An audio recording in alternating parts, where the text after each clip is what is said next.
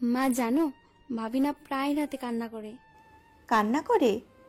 হ্যাঁ, কালকে রাতে আমি ঘুমিয়ে পড়েছিলাম, ভাবির কান্নার শব্দে আমার ঘুম ভেঙে গেছে, কিন্তু আমি কোনো শব্দ করিনি, চুপ করে শুয়েছিলাম।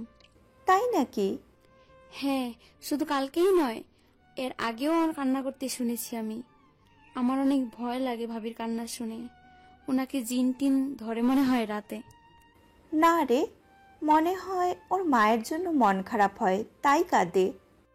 আমি রিমির কথা শুনে একটু ভয় পেলাম। জানি না শাশুড়ি এখন এটাকে কিভাবে নেবে। আমি যে এত রাতে মায়ের জন্য কাঁদবো না, এটা বোঝার যথেষ্ট জ্ঞান ওনার আছে। এর মধ্যে ফোনটা বেজে উঠল, রিহানের ফোন। আমি রিসিভ করতে শাশুড়ি বললেন, তোমার কথা বলা শেষ হলে আমাকে একটু দিও ফোনটা, কথা আছে।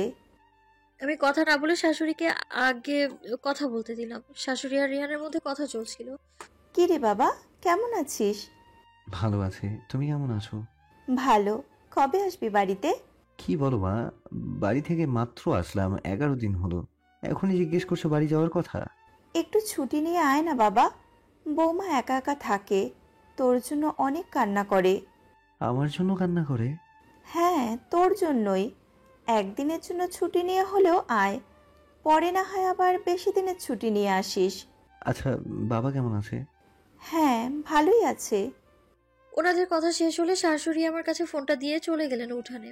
আমি হ্যালো বলতেই রিহান বলল, তুমি নাকি আমার জন্য কান্না করো? আমি চুপ করে থাকলাম। কি বলবো ভেবেই পাচ্ছিলাম না। কান্না করো না, দেখি আমি কাল পরশু একদিনের ছুটি নিয়ে বাড়িতে আসবো, কেমন? হুম। আমি একটা দিকে নিশ্চিত হলাম। ভাগ্যিস শাশুড়ি ব্যাপারটাকে এভাবে নিয়েছেন, অন্যভাবে নেবেন বলে আমার ভয় ছিল। রিহানের কথা শুনে মনে হলো আমার ওর জন্য কান্না করার কথা শুনে ও খুশিই হলো। আসলে শাশুড়ি মা আমাকে ভুল বুঝছেন। আমি আসলে রিহানের জন্য না, অন্য কোনো কারণে কান্না করি, সেটা শাশুড়ি বা রিহানের অজানা। তবু আমার ভালোই হলো ভুল বুঝে।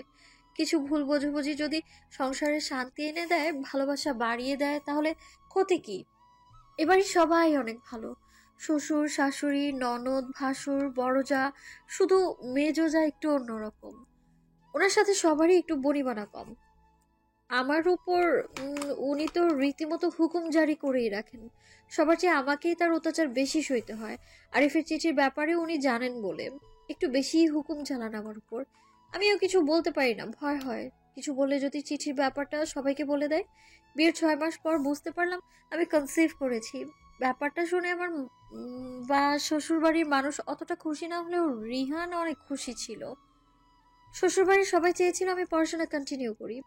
আমারও বিয়ের আগে সেটাই ইচ্ছে ছিল, কিন্তু বিয়ের পর মনে হলো লেখাপড়া করে আর কি হবে, যতটুকু করেছি সন্তান মানুষ করার জন্য এতটুকুই যথেষ্ট। তাই বলে আমি ইচ্ছে করে বাচ্চা নিইনি, ভুলবশত হয়ে গেছে। শ্বশুরবাড়ির প্রতিক্রিয়া দেখে মাও ওনাদের মতো বললেন, বাচ্চাটা না হয় নষ্টই করে ফেল। মা তুমিও। ওরা যখন চাই তুই পড়াশোনা চালিয়ে যা, তাই বললাম। মায়ের কথা শুনে আমার অনেক রাগ হলো। একসময় আমিও মনে মনে চিন্তা করতে লাগলাম বাচ্চাটা নষ্ট করে ফেলবো কিনা, কিন্তু বান্ধবীরা বলল, বিশেষ করে যারা আরিফের ব্যাপারটা জানে, তারা বাচ্চা নষ্ট করতে নিষেধ করলো। বলল, বাচ্চাটা নষ্ট করবি কেন? ওটা তো তোর প্রথম বাচ্চা। মা হওয়ার যে কত সৌভাগ্যের জানিস? আমি বললাম, এমন কিছু ভাবতে গেলেই আমার কলিজা ছিঁড়ে যায়। কিন্তু মা যখন বলল, তাই। তোর স্বামী যখন খুশি, তাহলে অন্য কারো কথা শোনার কোনো দরকার নেই। আর এমনও হতে পারে এই বাচ্চার উসিলাই তোদের সম্পর্ক অন্যরকম হয়ে গেল। বাচ্চা মানুষ করতে করতে তুই ব্যস্ত হয়ে আরিফের কথা একদম ভুলে যাবি। আর বাচ্চা আসার পর দেখবি জীবনটা অনেক সুন্দর হয়ে যাবে। সেদিন বান্ধবীর কথাটা আমার অনেক পছন্দ হলো। ওর বলা কথা আমাকে সিদ্ধান্ত নিতে সাহায্য করেছে। তাই চূড়ান্ত সিদ্ধান্ত নিয়ে নিলাম, বাচ্চাটা রাখবো আমি। এই গর্ভকালীন অবস্থায় রিয়ানের অনেক যত্ন পেয়েছি আমি। বাড়ির সবাই প্রথমে একটু দ্বিমত থাকলেও এখন সবকিছু স্বাভাবিক হয়ে গেছে। রিহান দূরে থাকায় আমাকে তেমন সময় দিতে না পারলেও যে কয়দিন বাড়ি এসে থাকে খুব যত্ন নেয় আমার। দেখতে দেখতে আমার কোল আলো করে ফুটফুটে একজন মেয়ে সন্তান আসলো। সবাই দেখে বলে একদম মায়ের মতোই সুন্দরী হয়েছে। এই কথাটা রিহানের অনেক ভালো লাগে, আমারও। নিজেকে অনেক সুখী মনে হতে লাগলো। কিন্তু যখনই নিজেকে সুখী ভাবি, তখনই মনের ভেতর আতঙ্কের ঝড় বয়ে যায়। মনে পড়ে যায় ওই চিঠির কথাটা। আমি জানি এই চিঠির কথা একদিন সবার সামনে আসবেই। আমি যখন আমার জায়ের কথা মতো চলতে না পারবো, তখন তিনি একটা দুর্ঘটনা ঘটানোর সম্ভাবনা আছে, সেটা আমি জানি। আর উনি যেভাবে আমার উপর হুকুম চালান তাতে মনে হয় না খুব বেশি দিন আমি তার কথা মতো চলতে পারবো। সবসময় অন্য একজনের মন মতো চলা তো সম্ভব না। আমি মানুষ, কোনো রোবট তো না। মাঝে মাঝে ভাবি নিজের থেকে সব বলে দেই রিহানকে, কিন্তু বলার সাহস আর হয়ে ওঠে না। একদিন মেজোরা আমার সাথে খুব কথা কাটাকাটি হলো তার সাথে। মেজো জায়ের সাথে কথা কাটাকাটি কোনো ব্যক্তিগত বিষয় নিয়ে নয়, একটা জমির বিষয় নিয়ে। রিহান তার বাবার কাছ থেকে কিছু জমি কিনেছিল, সেই জমির ফসল বর্তমান পরিবারের সবাই মিলেই খাচ্ছি। কিন্তু আমার ভাসুর সেটা অন্য জায়গায় বন্ধক দিয়ে তাকে কিছু টাকা দিতে বলছেন। ব্যবসার জন্য নাকি তার কিছু টাকার প্রয়োজন। পরে যখন তার ব্যবসা একটু ভালো হবে তখন উনি জমিটা ছাড়িয়ে দেবেন। কিন্তু রিহান কেন জানি রাজি হলো না। বলল, ভাই, তুমি আগেও আমার কাছ থেকে টাকা ধার নিয়েছো, এগুলো এখনো দাওনি, তাই এখন আমি তোমাকে আর টাকা দিতে পারবো না। তাছাড়া এই জমির ফসলে আমার সংসারের অনেকটা হেল্প হয়। জমিটা বন্ধক দিলে দেখা যাবে চাউল কিনে খেতে হবে।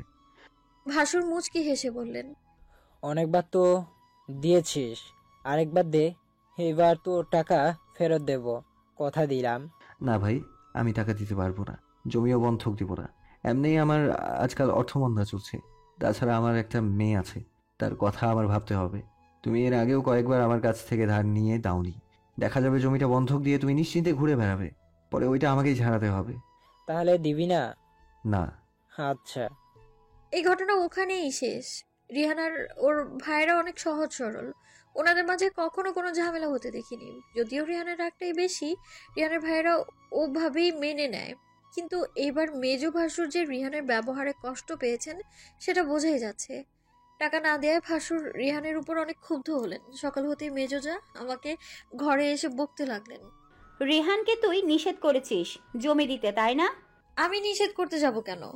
কই, আগে কিছু চাইলে তো রিহান এভাবে মুখের উপর মানা করতো না, এখন করলো, আর সেটা তোর কারণে। দেখেন আপু, আমি রিহানকে তেমন কিছুই বলিনি। তাছাড়া আমি এইসব ব্যাপারে কখনো নাক গলাই না। রিহানের টাকা পয়সা আমার কাছে রাখতে দেয়, বাস এইটুকুই। কিন্তু কখনোই আমি ওর জবাবদিহিতা করি না। ও টাকা দিয়ে কি করলো, কাকে দিল, কেন দিল, আমি মনে করি এইসব ব্যাপারে আমার না জানলেও চলবে। আমার যখন যা লাগছে দিচ্ছে, সংসার চালাচ্ছে, বাবা মাকে দিচ্ছে, মেয়ের যা লাগছে আনছেন, আর মাসে এসে কিছু টাকা ব্যাংকে জমাও রাখছেন। তাই আমি এসব ব্যাপারে ওনাকে কখনোই কিছু বলি না। তুই বললি আর আমি বিশ্বাস করলাম, তাই না? আপনি বিশ্বাস করেন বা না করেন তাতে তো আমার কিছু যায় আসে না। কি এত বড় কথা, সত্যিই কিছু আসে যায় না? দেখেন আপু, আপনি আমাকে অনেক সময় অনেক রকম কথা বলেন, আমাকে সব সময় কাজের হুকুম দিয়ে যান। কাজ করে দিলে সেটার মধ্যেও আপনি খুদ বের করেন। রান্না সবার কাছে ভালো হলেও আপনার কাছে ভালো হয় না কেন আপু? আপনি সবসময় আমার এত দোষ কেন খুঁজেন? স্বামী স্ত্রীর মধ্যে খুব ভালোবাসা, তাই না? স্বামীকে কিভাবে কুমন্ত্রণা দিয়ে ভুলিয়ে রেখেছিস। আমরা কি তোদের জমি নিলে ওইটা পরে ছাড়িয়ে দিতাম না? শুনুন আপু, এটা ওদের দু ভাইয়ের ব্যাপার। ওনারা যেটা ভালো মনে করেছেন সেটাই করেছেন। আপনি বা আমি এইসবের মধ্যে না গেলেই ভালো হয় না? আপনিও পরের মেয়ে, আমিও পরের মেয়ে, কিন্তু ওনারা তো আপন ভাই। একবার ঝগড়া করবেন আবার মিলবেন। তাই আমার মনে হয় ওদেরকে ওদের মতো ছেড়ে দেয়াই ভালো। বাহ, ভালোই জ্ঞান দিচ্ছিস দেখছি। তর্কও দেখি ভালোই করতে পারিস। তর্ক বন্ধ করবি নাকি চর বসিয়ে দিব গালে? কথাবার্তা একটু হিসাব করে বলবেন। আপনি বড় বলে সম্মান করে কিছু বলছি না আমি আপনাকে। কি বলবি রে তুই? তোর তর্কের সাজা কিন্তু পাবি তুই।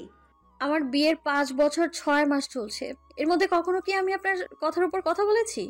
কিন্তু আপনি আমার ধৈর্যের বাঁধ ভাঙতে বাধ্য করছেন। আপনি কখনো আপনার উপর কোনো কথা বলি না, তাই বলে ভাববেন না যে কখনোই বলবো না। এই, তুই কি বলবি আমাকে? সংসার করতে দিচ্ছি তো তাই মুখে এত বড় বড় কথার ঝুড়ি। আপনি আমাকে সংসার করতে দিচ্ছেন? হ্যাঁ, এখনই যদি সবকিছু ফাঁস করে দেই না, তাহলে তোর গলার আওয়াজ আর এমন থাকবে না। ঠিক আছে, ফাঁস করে দিন। যদি রিহান আমাকে সত্যি ভালোবেসে থাকে তাহলে ও ব্যাপারটা বুঝবে, আর যদি আমার প্রতি ওর ভালোবাসায় ঘাটতি থাকে তাহলে ওর যা করার করবে, আমি তার জন্য প্রস্তুত।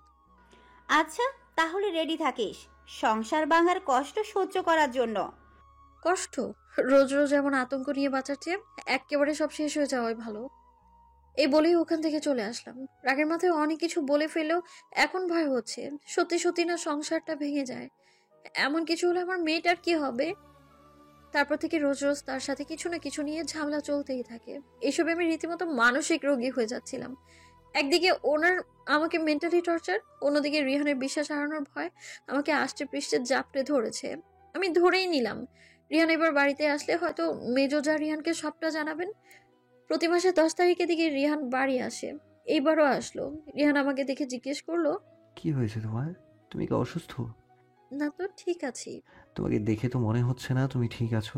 কেমন শুকিয়ে কালো হয়ে গেছো, চোখের নিচে কালো দাগ পড়েছে। দেখে মনে হচ্ছে কতদিন ধরে ঘুমাও না। সুন্দর উজ্জ্বল মুখটা কেমন মলিন হয়ে আছে। কি হয়েছে তোমার বলো তো? বড় যা বললেন। ফারিয়াকে একটু ভালো ডাক্তার দেখাও রিয়ান, ঠিক মতো খায়ও না আজকাল। রিহান আর আমি আর কোনো কথা না বলে দুজনেই ঘরে চলে আসলাম। আমি আর রিহান যখন একসাথে বসে থাকি বা মেয়েকে নিয়ে দুজন একসাথে হাসি ঠাট্টা করি, মেজোজা এসে রিহানকে ডাকে। এমন ভাব করে যেন কিছু বলবে বলবে ভাব। প্রতিবার উনি যখন এমনটা করেন, আমি ভাবি হয়তো এখনই সবকিছু বলে দেবেন, কিন্তু বলতে গিয়েও বলেন না। আমি বুঝতে পারলাম এসব করে আমাকে মেন্টালি টর্চার করা হচ্ছে, যার ভয়াবহতা আমাকে তিলে তিলে শেষ করে দিচ্ছে। রাতে মেয়েকে ঘুম পাড়াচ্ছিলাম, রিয়ান পাশে এসে আমার গা ঘেঁষে বসে বলল, চলো কালকে ডাক্তারের কাছে যাই। কেন? তোমাকে ডাক্তার দেখাবো। আমার তো কিছু হয়নি। কিছু না হলে তোমাকে এমন অসুস্থ দেখাচ্ছে কেন? আমি মেয়েকে ঘুম পাড়িয়ে আমার কাছ থেকে একটু দূরে শুয়ে রাখলাম। আমার পাশে রিহানকে শোয়ার জায়গা করে দিলাম। রিহান আমাকে জড়িয়ে ধরলো। আমি রিহানের বুকে মাথা রেখে বললাম, একটা কথা বলবো? বলো। সবাই তো স্বামী স্ত্রী একসাথে থাকে, আমরা কি একসাথে থাকতে পারি না? আমার কথা শুনে রিহান অবাক হলো বটে, তাও বলল, আমরা কি আলাদা? আলাদা না, আবার একসাথেও না। হিসেব করে দেখো, বছরে কয়দিন তোমার সাথে আমার দেখা হয়? তুমি বলো। 12 মাসে 24 দিন। প্রতি মাসে বাড়ি এসে 2 দিন করে থাকো। আর এই 5.5 বছরে তোমার সাথে আমার মোট দেখা 314 দিন, মানে গড়ে 1 বছরও না। এটা কি তোমার অভিযোগ?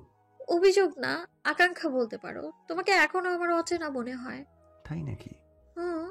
আর আমাদের মেয়েই বা তোমাকে কতক্ষণ কাছে পায় বলো? এই 2 দিনে তো তুমি নানান কাজে ব্যস্ত থাকো। আমার মেয়েরও তো তার বাবাকে কাছে পেতে ইচ্ছে করে, তাই না? অন্য বাচ্চাদের মতো। আর তোমার? সবার মতো আমারও তো ইচ্ছে করে প্রতি রাতে স্বামীর বুকে মাথা রেখে ঘুমাতে। আমারও যে ইচ্ছে করে না বলবো না, কিন্তু রিহান, তুমি আমাকে তোমার কাছে নিয়ে যাবে? রিহান চুপ করে আছে, তাই আমি বললাম, তুমি না আমাকে ডক্টর দেখাতে চাও?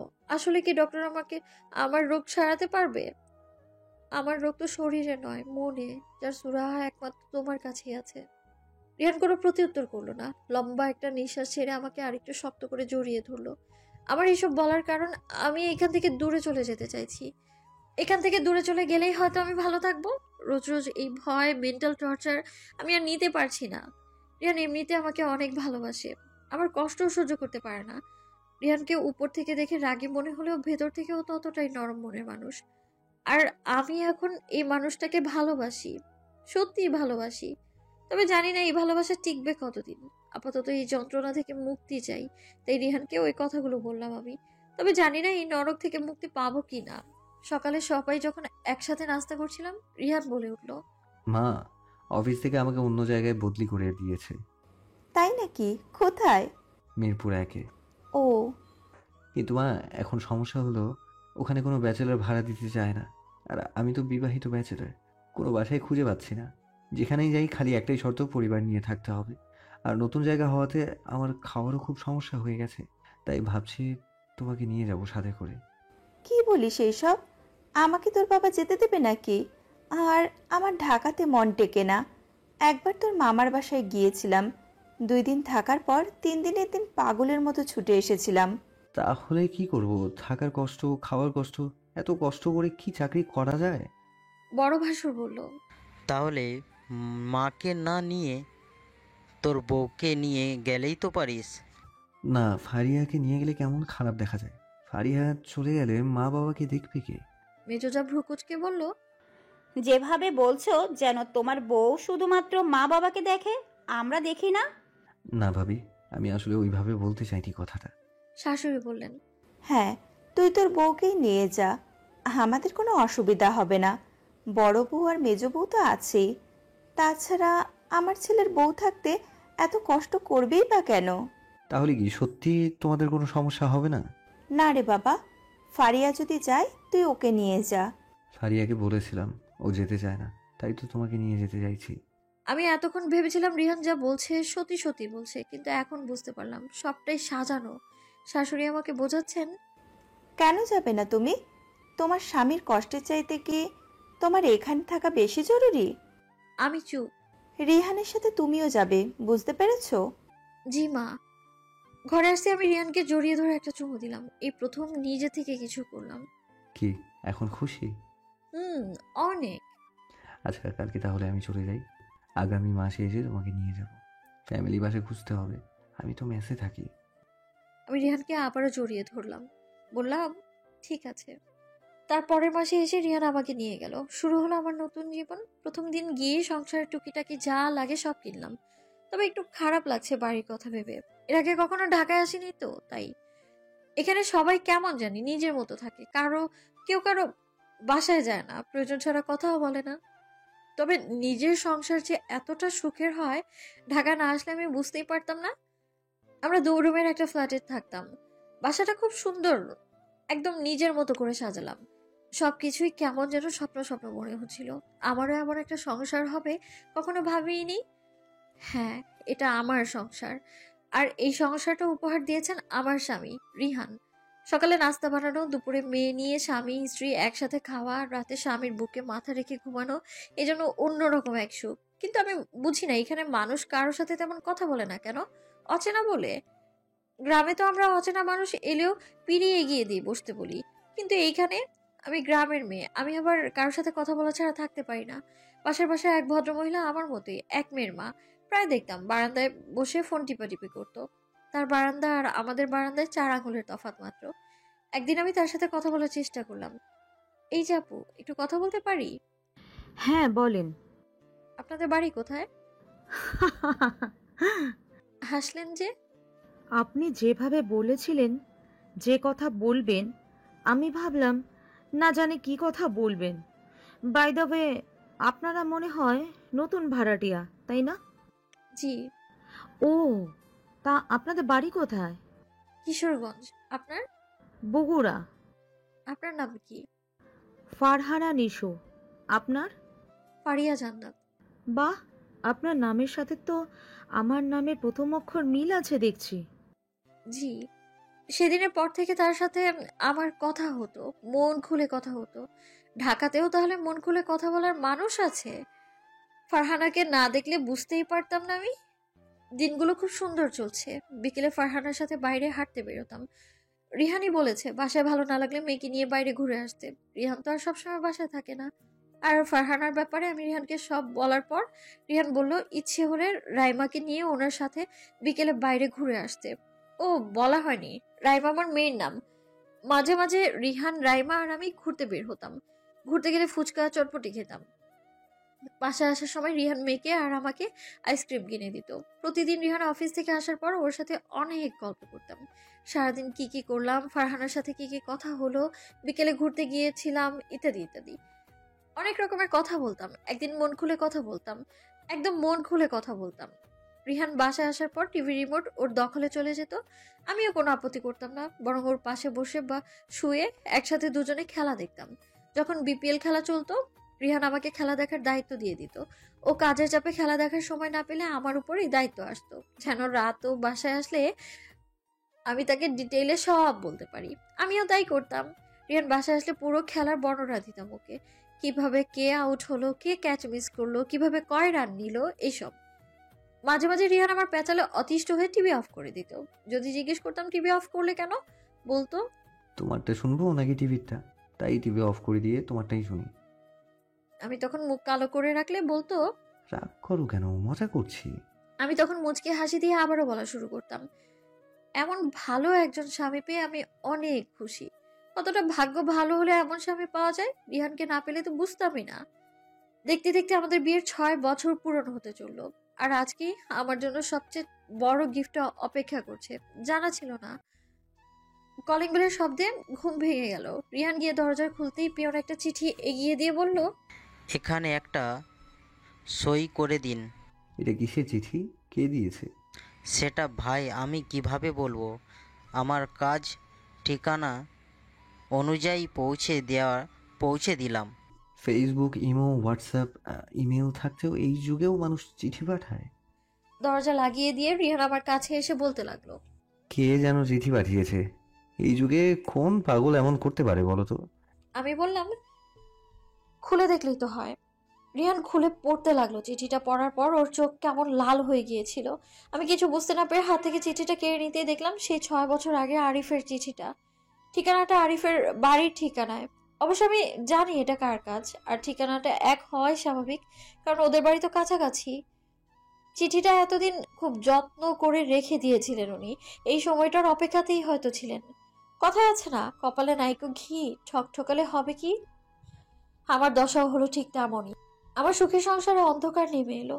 রিহান কাকে যেন ফোন করে আসতে বললো। আমি রিহানকে চিঠির ব্যাপারে কিছু বলতে চাইলে ও বলল, প্লিজ চুপ থাকো, না হলে আমি উল্টাপাল্টা কিছু করে ফেলবো। রিহানের এমন কথা শুনে আর কথা বলার সাহস হলো না।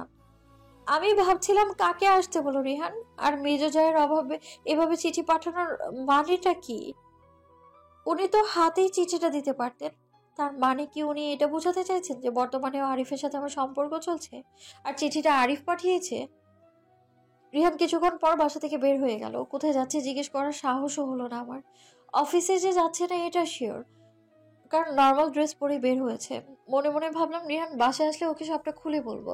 এখন রেগে আছে, তাই আমার কথা শুনতে চাইছে না। কিন্তু রাতে যখন রাগ কমবে, ঠান্ডা মাথায় সব শুনলে আশা করি ও সবটা বুঝতে পারবে। দুপুর গড়িয়ে বিকেল হতে চললো, মানুষটার কোনো খবরই নেই। সারাদিন খাওয়া হয়নি, রান্নাও করিনি আজকে। রাইমাকে বাইরে থেকে পরোটা কিনে এনে খাইয়ে দিয়েছি। আসরের আজান দিচ্ছে, এর মধ্যে কলিং বেল বেজে উঠলো। আমি মনে স্বস্তি অনুভব করলাম, বুঝলাম রিহান এসেছে। মনে মনে ঠিক করলাম রিহানের পায়ে ধরে ক্ষমা চেয়ে সবকিছু ঠিক করে নিব। ভাবতে ভাবতেই দরজাটা খুলছিলাম আমি। দরজা খুলে আমি চমকে উঠলাম। বাবা, তুমি এখানে? জামাই সকালে ফোন দিয়ে জরুরিভাবে আসতে বলল। তোদের কি কোনো ঝামেলা হয়েছে? বাবা ভেতরে এসে পরে কথা বলো। আমি বাবার জন্য রান্না করতে যাচ্ছিলাম, কিন্তু বাবা বলল, এখন রান্না করতে হবে না, রিহান আমাকে হোটেলে খাইয়েছে। রিহানের সাথে তোমার দেখা হয়েছে বাবা? হ্যাঁ, রিহানি তো আমাকে বাস স্টেশন থেকে এগিয়ে আনলো। তোমার সাথে কি রিহানও খেয়েছে? না, ও বলল বাসা থেকে নাকি খেয়ে বের হয়েছে। আমিও বললাম বাসায় গিয়ে খাবো, কিন্তু রিহান বলল তুই নাকি আমার আসার কথা জানিস না, তাই হোটেলে খাওয়ালো। রিহান কোথায় এখন? কি জানি, গেট পর্যন্ত এগিয়ে দিয়ে গেল, বলল একটু পরে আসবে। কি হয়েছে মা? রিহানেরও মন খারাপ দেখলাম, তোকে কেমন অস্থির দেখাচ্ছে। আমি বাবার কথার কোনো উত্তর না দিয়ে রিহানকে ফোন দিলাম। 3বার মাথায় রিহান ফোনটা রিসিভ করলো। হ্যালো রিহান, কোথায় তুমি? তাড়াতাড়ি বাসায় এসো। বাসায় আসবো তুমি চলে যাওয়ার পর। কোথায় যাব আমি? তোমার বাবার সাথে বাড়ি যাবে। রিহান, আমাদের মধ্যে কি বাবাকে টেনে আনার কোনো দরকার ছিল? এটা একটু বাড়াবাড়ি হয়ে গেল না? তুমি তো এখনো বাড়াবাড়ি কিছুই দেখোনি, এখন দেখবে। প্লিজ রিহান, আমাকে তো কিছু বলার সুযোগ দাও তুমি। আমি আর তোমার কোনো মিথ্যে কথা শুনতে চাই না। মিথ্যে না, আমি তোমাকে সত্যিটা জানাতে চাই। আমার আর কোনো কিছুই জানার ইচ্ছে নেই। তুমি আমার ভালো চাইলে এখান থেকে চলে যাও। আমি কোথাও যাব না। তুমি না গেলে আমি চলে যাব। ভেবো না বাড়িতে যাব, কোথায় যাব নিজেও জানি না।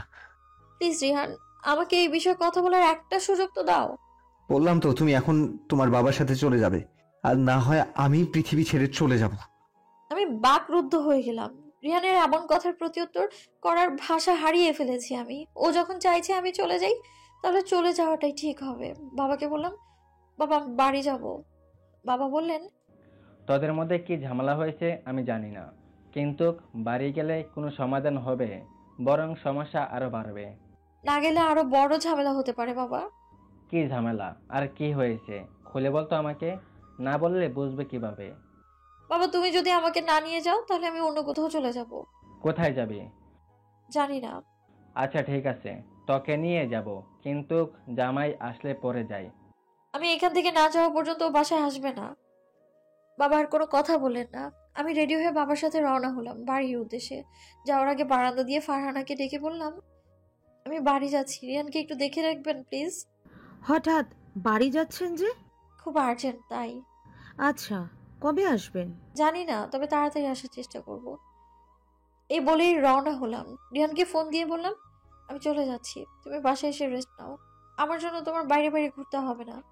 আমাকে দেখে মা রেগে বকতে লাগলেন, তোর আমার বাড়িতে কোনো জায়গা নেই। কত ভালো একটা ছেলে দেখে বিয়ে দিয়েছি, কিন্তু তুই কি না ওই মানুষের সাথে এমন বেইমানি করতে পারলি?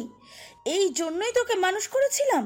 যদি জানতাম তুই এমনভাবে আমাদের সম্মান নষ্ট করবি, তোকে আতুর ঘরে গলা টিপে মেরে ফেলতাম। এখন মুখ পুড়িয়ে আমার বাড়িতে এসেছিস কেন? পালিয়ে গেলি না কেন ওই বদমাইশ ছেলেটার সাথে? বাবা বলল, মেয়েটা মাত্র এসেছে বাড়িতে, কতদূর জার্নি করে, আগে ওকে খেতে দাও, ওকে ঘরে ঢুকতে দাও, পরে যত ইচ্ছা বকে দিও। বাবার কথা মা আর কিছু না বলে একা একাই বকবক করে রান্নাঘরে চলে গেলেন। আমি ঘরে গিয়ে চিৎকার করে কান্না শুরু করলাম। আমার কান্না দেখে মেয়েটাও কাঁদতে লাগলো। সকাল হতে আমার মনে হলো আমার একবার শ্বশুর বাড়িতে যাওয়া উচিত, যদিও অনেক লজ্জা হচ্ছে যাওয়ার কথাটা ভেবে, কিন্তু না গেলেও চলছে না। সারা রাত ঘুম হয়নি, শুধু কেঁদেছি। রিহানকে অনেকবার ফোন দিয়েছি, ওর ফোন অফ। জানি না একা একা কি করছে ও। আমার সাথে কোনো যোগাযোগ করছে না রিহান। তবে ওদের বাড়ির মানুষের সাথে হয়তো রিহানের কথা হয়েছে। ভাবতে দেরি, কিন্তু বের হতে দেরি করলাম না। মাকে না বলে মেয়েকে নিয়ে শ্বশুর বাড়ি পৌঁছে গেলাম। গিয়ে দেখি বড় যা আর মেজো যা সকালে রান্নায় ব্যস্ত। শাশুড়ি বসে হাদিসের বই পড়ছেন। আমাকে দেখে সবাই হা হা করে তাকিয়ে আছে। আমি শাশুড়িকে সালাম দিয়ে নিজের ঘরের দিকে এগিয়ে গেলাম। ঘরে ঢুকতে যাবে এর মধ্যে মেজোজা বাধা হয়ে দাঁড়ালেন, বললেন, রিহান তোমাকে বাড়িতে জায়গা দিতে নিষেধ করেছে, তুমি এই ঘরে ঢোকার অধিকার হারিয়েছো। অধিকার? ভুলে যাবেন না আমি এখনো রিহানের স্ত্রী, তাই ওর সব কিছুতে এখন আমার পুরো অধিকার আছে। ঠিক আছে, অধিকার খাটাতে হলে তোমার স্বামীর সাথে এসে অধিকার দেখিও। এখন এই বাড়ি থেকে বের হও। আপনি আমাকে বাড়ি থেকে বের করার কে? আমি কে তুই এখনো জানিস না? জানি, কিন্তু আমি আপনাকে আমলে নিতে চাইছি না। আচ্ছা, আপনি আমাকে একটা কথা ক্লিয়ারলি বলেন তো, আপনার সাথে আমার কি এমন শত্রুতা যে সবসময় আমার পেছনে লেগে থাকেন আপনি? এখানে তো আরো অনেক মানুষ আছে, কই তারা তো আমাকে কেউ ঘরে ঢুকতে বাধা দেয়নি, কিন্তু আপনি কোন সাহসে আমার ঘরে ঢুকতে বাধা দিচ্ছেন? আপনি কি এই বাড়ির মালিক? এই মেয়ে, কথা বলা বন্ধ করবি নাকি চর দিয়ে দাঁত ফেলে দিব? এখনো তেজ কমেনি তোর, তাই না? আপনি চর মারবেন আর আমি তা নীরবে সহ্য করব? এটা ভেবে ভুল করবেন আপনি। আপনি আমার সাথে যেমন করবেন ঠিক তেমনটাই ফেরত পাওয়ার জন্য প্রস্তুত থাকবেন। যা এসে আমাকে সত্যি সত্যি চর মারলেন। আমাকে মারতে দেখে শাশুড়ি আর বড়জা মেজোজাকে বকতে লাগলেন, কিন্তু মেজোজা শাশুড়িকেও মানছে না আজকে। শাশুড়ি তবুও বলেই যাচ্ছিল। রিহান যদি এমন কিছু বলেও থাকে তাহলে আমাকে বলেছে। যেখানে আমি ছোট বউকে কিছু বললাম না, তুমি বলতে গেলে কেন? আপনি তো বলবেনই না, আপনার আদরের বউ যে, তাই। সবাই আমার ছেলের বউ, সবাই আমার আদরের। যতক্ষণ ওরা স্বামী স্ত্রী ততক্ষণ রিহানের সব কিছুতেই ছোট বউয়ের অধিকার আছে। আমি আর ঘরে ঢুকলাম না, সোজা আপুর কাছে চলে আসলাম। আপুকে এসে সবটা বললাম। মেজো জায়ের আমাকে মারার কথা শুনে আপু তো রাগে জ্বলে উঠলেন। আমাকে নিয়ে আবারও এই বাড়িতে আসলেন। বাড়িতে ঢুকে আপু চিৎকার করতে লাগলেন, রিনা, এই রিনা, কি হয়েছে? এভাবে চিৎকার করছো কেন? তুই আমার বোনকে মেরেছিস কোন সাহসে? এই বাড়ির বউ হওয়ার সাহসে? তুমি এই বাড়ির বউ, আর আমার বোন কি আকাশ থেকে উড়ে এসেছে? তোমার বোন তো একটা কলঙ্কিনী। অন্যের সাথে ফষ্টিনষ্টি করার পর শেষে আমাদের দেবরের গলায় ঝুলিয়ে দিয়েছ। আমার বোনের দিকটা আমরা দেখব, কার দোষ কার গুণ ভেবে চিনতে একটা সিদ্ধান্ত নেব। আমার বোন যদি খারাপ হয়েও থাকে তাকে শাসন করার জন্য আমরা আছি, ওর শ্বশুর শাশুড়ি আছে, ওকে কিছু বলার থাকলে আমরা বলবো, রিহানের বাবা মা বলবে, কিন্তু তুমি বলবে কেন? তুমি মারবে কেন? কি ভেবেছো তুমি আমার বোনকে মারবে আর আমরা তোমাকে এমনি ছেড়ে দেবো? যা খুশি করো, আমি ভয় পাই নাকি? ঠিক আছে, দেখা যাবে ভয় কেমনে না পাও। এই বলে আপু আমাকে হাত ধরে ওখান থেকে নিয়ে আসলেন। আপু আমাকে বকলেন আরিফের ব্যাপারটা নিয়ে। আপু আমাকে জিজ্ঞেস করলো, চিঠিটা তোর কাছে আছে? হুম, আছে। আমার কাছে দে, দেখি। আমি আপুকে চিঠিটা দিলাম। আপু চিঠিটা 4-5 বার পড়লেন। আপু বুঝতে পারলেন সবটাই অতীত। আপু আর আমাকে কিছু বললেন না। আপু সারাদিন রিহানের ফোনে ট্রাই করলেন, কিন্তু পেলেন না। সন্ধ্যার দিকে আরেকবার ট্রাই করতেই ফোনটা খোলা পাওয়া গেল। আমি কথা বলতে চাইলাম, কিন্তু আপু আমার কাছে ফোনটা দিলেন না। আপু লাউড স্পিকার দিয়ে কথা বলতে লাগলেন। হ্যালো রিহান, হুম। আজকে ফারিয়া তোমাদের বাড়িতে গিয়েছিল। তোমার মেজো ভাবি ফারিয়াকে ঘরে ঢুকতে বাধা দেয় এবং ওকে মারেও পর্যন্ত। আমি মাকে বলেছিলাম ফারিয়াকে ঢুকতে না দিতে। বুঝলাম, কিন্তু তোমার মা তো বাধা দেয়নি, তাহলে তোমার ভাবি কেন বাধা দিল? বড় ভাবি হিসেবেই হয়তো দিয়েছেন। তুমি কি ওনাকে সমর্থন করো? অবশ্যই, কারণ আপনার বোনের অনেক কুকীর্তির কথা জানেন উনি। শোনো রিহান, ওইটা অনেক আগের কথা। তুমি এটা জেনে কষ্ট পাচ্ছ, আমি বুঝতে পারছি, কিন্তু অতীত নিয়ে এত বাড়াবাড়ি করে কি কোনো লাভ আছে? সব কিছুরই সমাধান আছে। তোমরা চাইলে নিজেদের মধ্যে কথা বলে সবটা ঠিক করে নিতে পারো। কিছুই আর ঠিক হবে না। দেখো, কাউকে ভালো লাগাটা কোনো অন্যায় নয়। জীবনে প্রেম আসতেই পারে, আর জীবনের প্রথম প্রেম বেশিরভাগ ভুল মানুষের সাথেই হয়, কিন্তু যারা এই ভুল থেকে ফিরে আসতে পারে তারাই পারে জীবনকে জয় করতে। আমি মনে করি ফারিয়াও জয় করেছে। ওর পালিয়ে যেতে চেয়েছিল, কিন্তু পালিয়ে তো যায়নি, সেটা তোমাকে বুঝতে হবে। আমি এখন রাখছি। ফারিয়া যে কোনো দোষ নেই আমি বলছি না, শুধু বলছি তুমি এটাকে ভুলে যাও, নতুন করে সব শুরু করো। অতীতকে বর্তমানে টেনে কোনো লাভ নেই। আর তোমাদের একটা মেয়ে আছে, তার কথাও একবার ভেবে দেখো। আচ্ছা, এখন রাখছি, পরে কথা হবে। এ বলে রিহান ফোন রেখে দিল। আপু আমার সান্ত্বনা দিয়ে বলল, চিন্তা করিস না, সব ঠিক হয়ে যাবে। আমি শুধু কেঁদেই যাচ্ছিলাম। কান্না ছাড়া যে আমার আর কিছুই করার নেই। আপু সব ঠিক হয়ে যাবে বললেও কোনো কিছুই ঠিক হচ্ছিল না। দিন দিন রিহানের সাথে আমার দূরত্ব তো বেড়েই চলেছে। এখন আমাদের ব্যাপারটা আর আমাদের মধ্যে নেই, আমাদের পরিবারের লোকেরা সবটা নিয়ন্ত্রণ করছে। দুই পরিবারে এখন অনেক ঝামেলা চলছে। কোথায় আমাদের সমস্যার সমাধান করবে তা না করে দুই পরিবারে ঝগড়া করে আমাদের একেবারে আলাদা করার সিদ্ধান্ত নিয়েছে। বাবা বললেন, আগামীকাল তোর মেজুজার নামে একটা মামলা করব। ওইখানে তোর একটা সাক্ষ্য লাগবে। সকালে আমরা উকিলের কাছে যাব, তুই রেডি থাকিস। কেন বাবা, মামলা কেন? তোকে ওই দিন মেরেছে তাই। বাবা বাদ দাও না। কিভাবে বাদ দিব? রিহান যদি এর প্রতিবাদ করতো তাহলেও বাদ দিতাম, কিন্তু রিহানই এসব কিছুর সমর্থন করেছে। আমি তো তোকে আর ওই পরিবারের কাছে দেব না, আর যদিও দেই ওই মহিলাকে একটা শিক্ষা দিয়ে পরেই দেব। মামলা করার কথা শুনে স্বাভাবিকভাবেই শ্বশুরবাড়ির লোকজন রেগে আছেন, কারণ মেজো জায়ের উপর মামলা করলে তাদেরই মান সম্মান যাবে। এই দুই পরিবারের ঝামেলায় পড়ে আমি শেষ হয়ে যাচ্ছি। অবশেষে দুই পরিবার থেকে সিদ্ধান্ত নেওয়া হলো আমাদের ডিভোর্সের। আমি বা রিহান আসলে ডিভোর্স চাই কিনা কেউ সেটা জানার প্রয়োজনই মনে করছে না। শুধু তাদের মতো করে আমাদের উপর মতামত চাপিয়ে দিচ্ছেন তারা। আমি বুঝতে পারলাম সবকিছু এখন চরম পর্যায়ে খারাপ দিকে যাচ্ছে। আগামী রবিবার আমাদের ডিভোর্সের ডেট। বাহ, কত সহজেই ওনারা ডিভোর্সের ডেট ঠিক করে ফেললেন। একবার আমার মত কি জানারও প্রয়োজন মনে করলেন না তারা? আমি তো ডিভোর্স চাই না। আমার কেন জানি মনে হচ্ছে রিহানও চায় না। এই একটা ভুলের কারণে ও আমায় ডিভোর্স দিয়ে দিবে, এটা মেনে নিতে পারছি না আমি। ওর ভালোবাসা, আমার প্রতি এত যত্নশীলতা, তারপর সব কি এই একটা চিঠির কাছে, একটা ফেলে আসা অতীতের কাছে মিথ্যে হয়ে যাবে? বাবা মা কেন বোঝেন না আমার কষ্টটা? এসবের মাঝে আমি নিজেকে কিভাবে সামলাচ্ছি একবারও কি তারা জানতে চেয়েছে, নাকি বোঝার চেষ্টা করেনি, বরং তাদের সিদ্ধান্ত আমার উপর চাপিয়ে দিচ্ছে।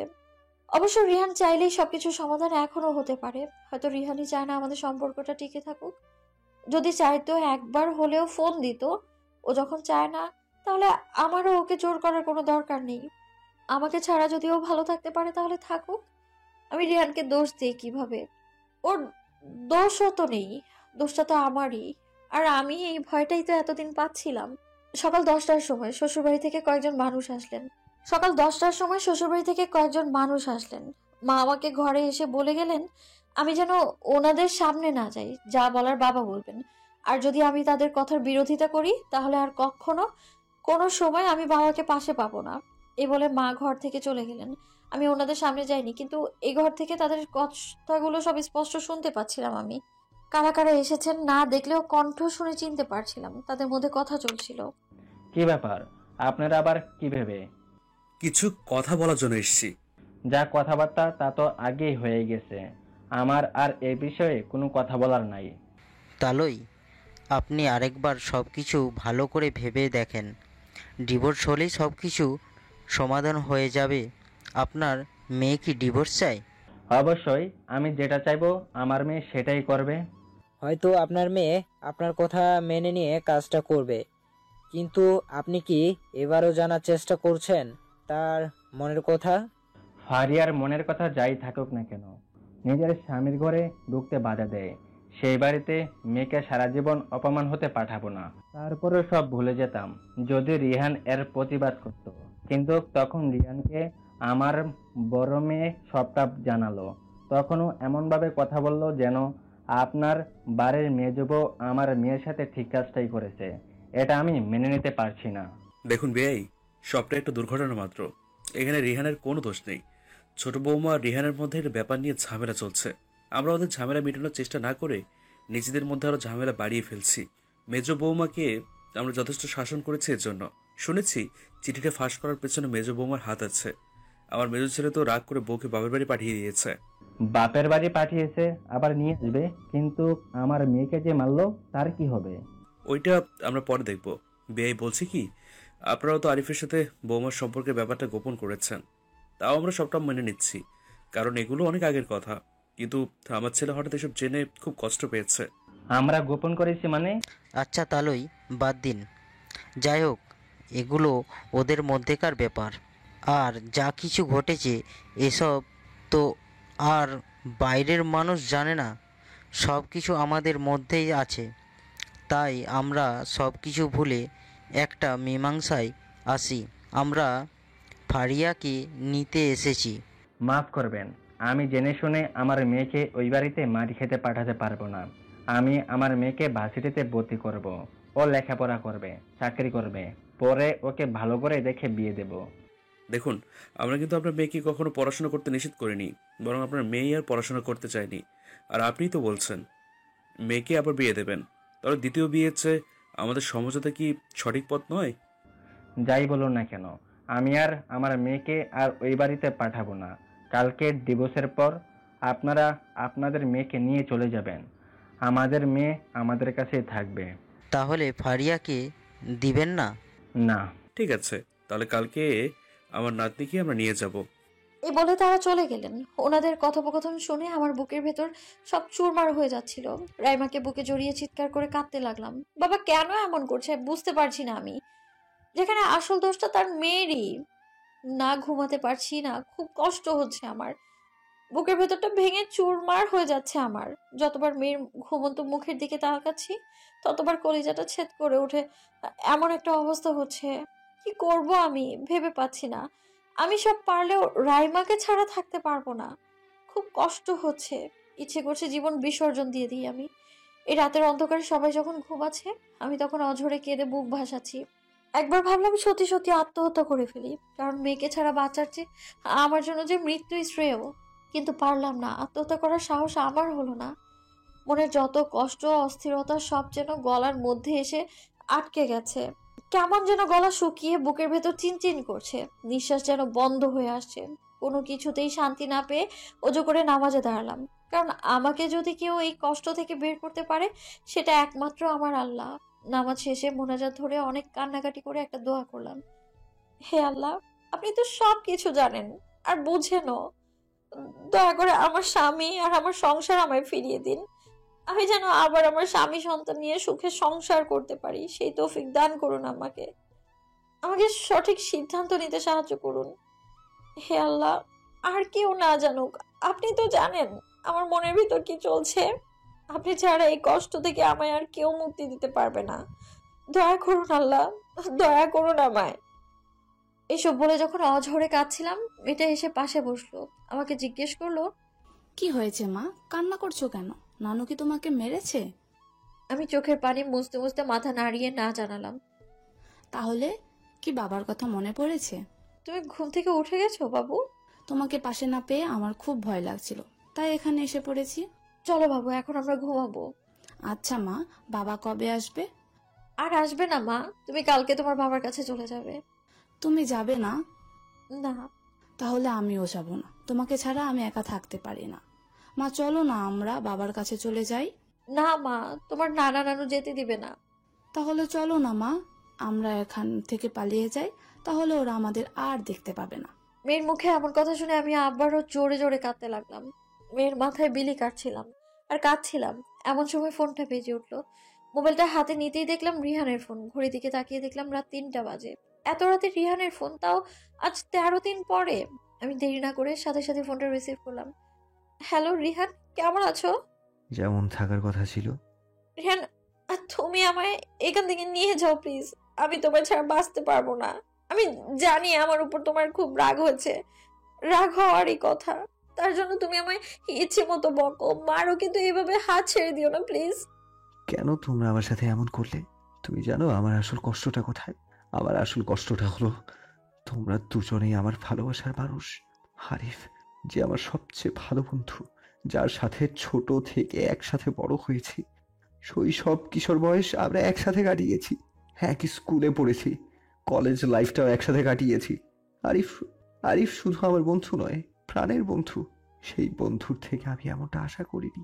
ওর তোমাকে পছন্দ ছিল সেটা আমাকে বলতে পারতো, আমি হেল্প করতাম।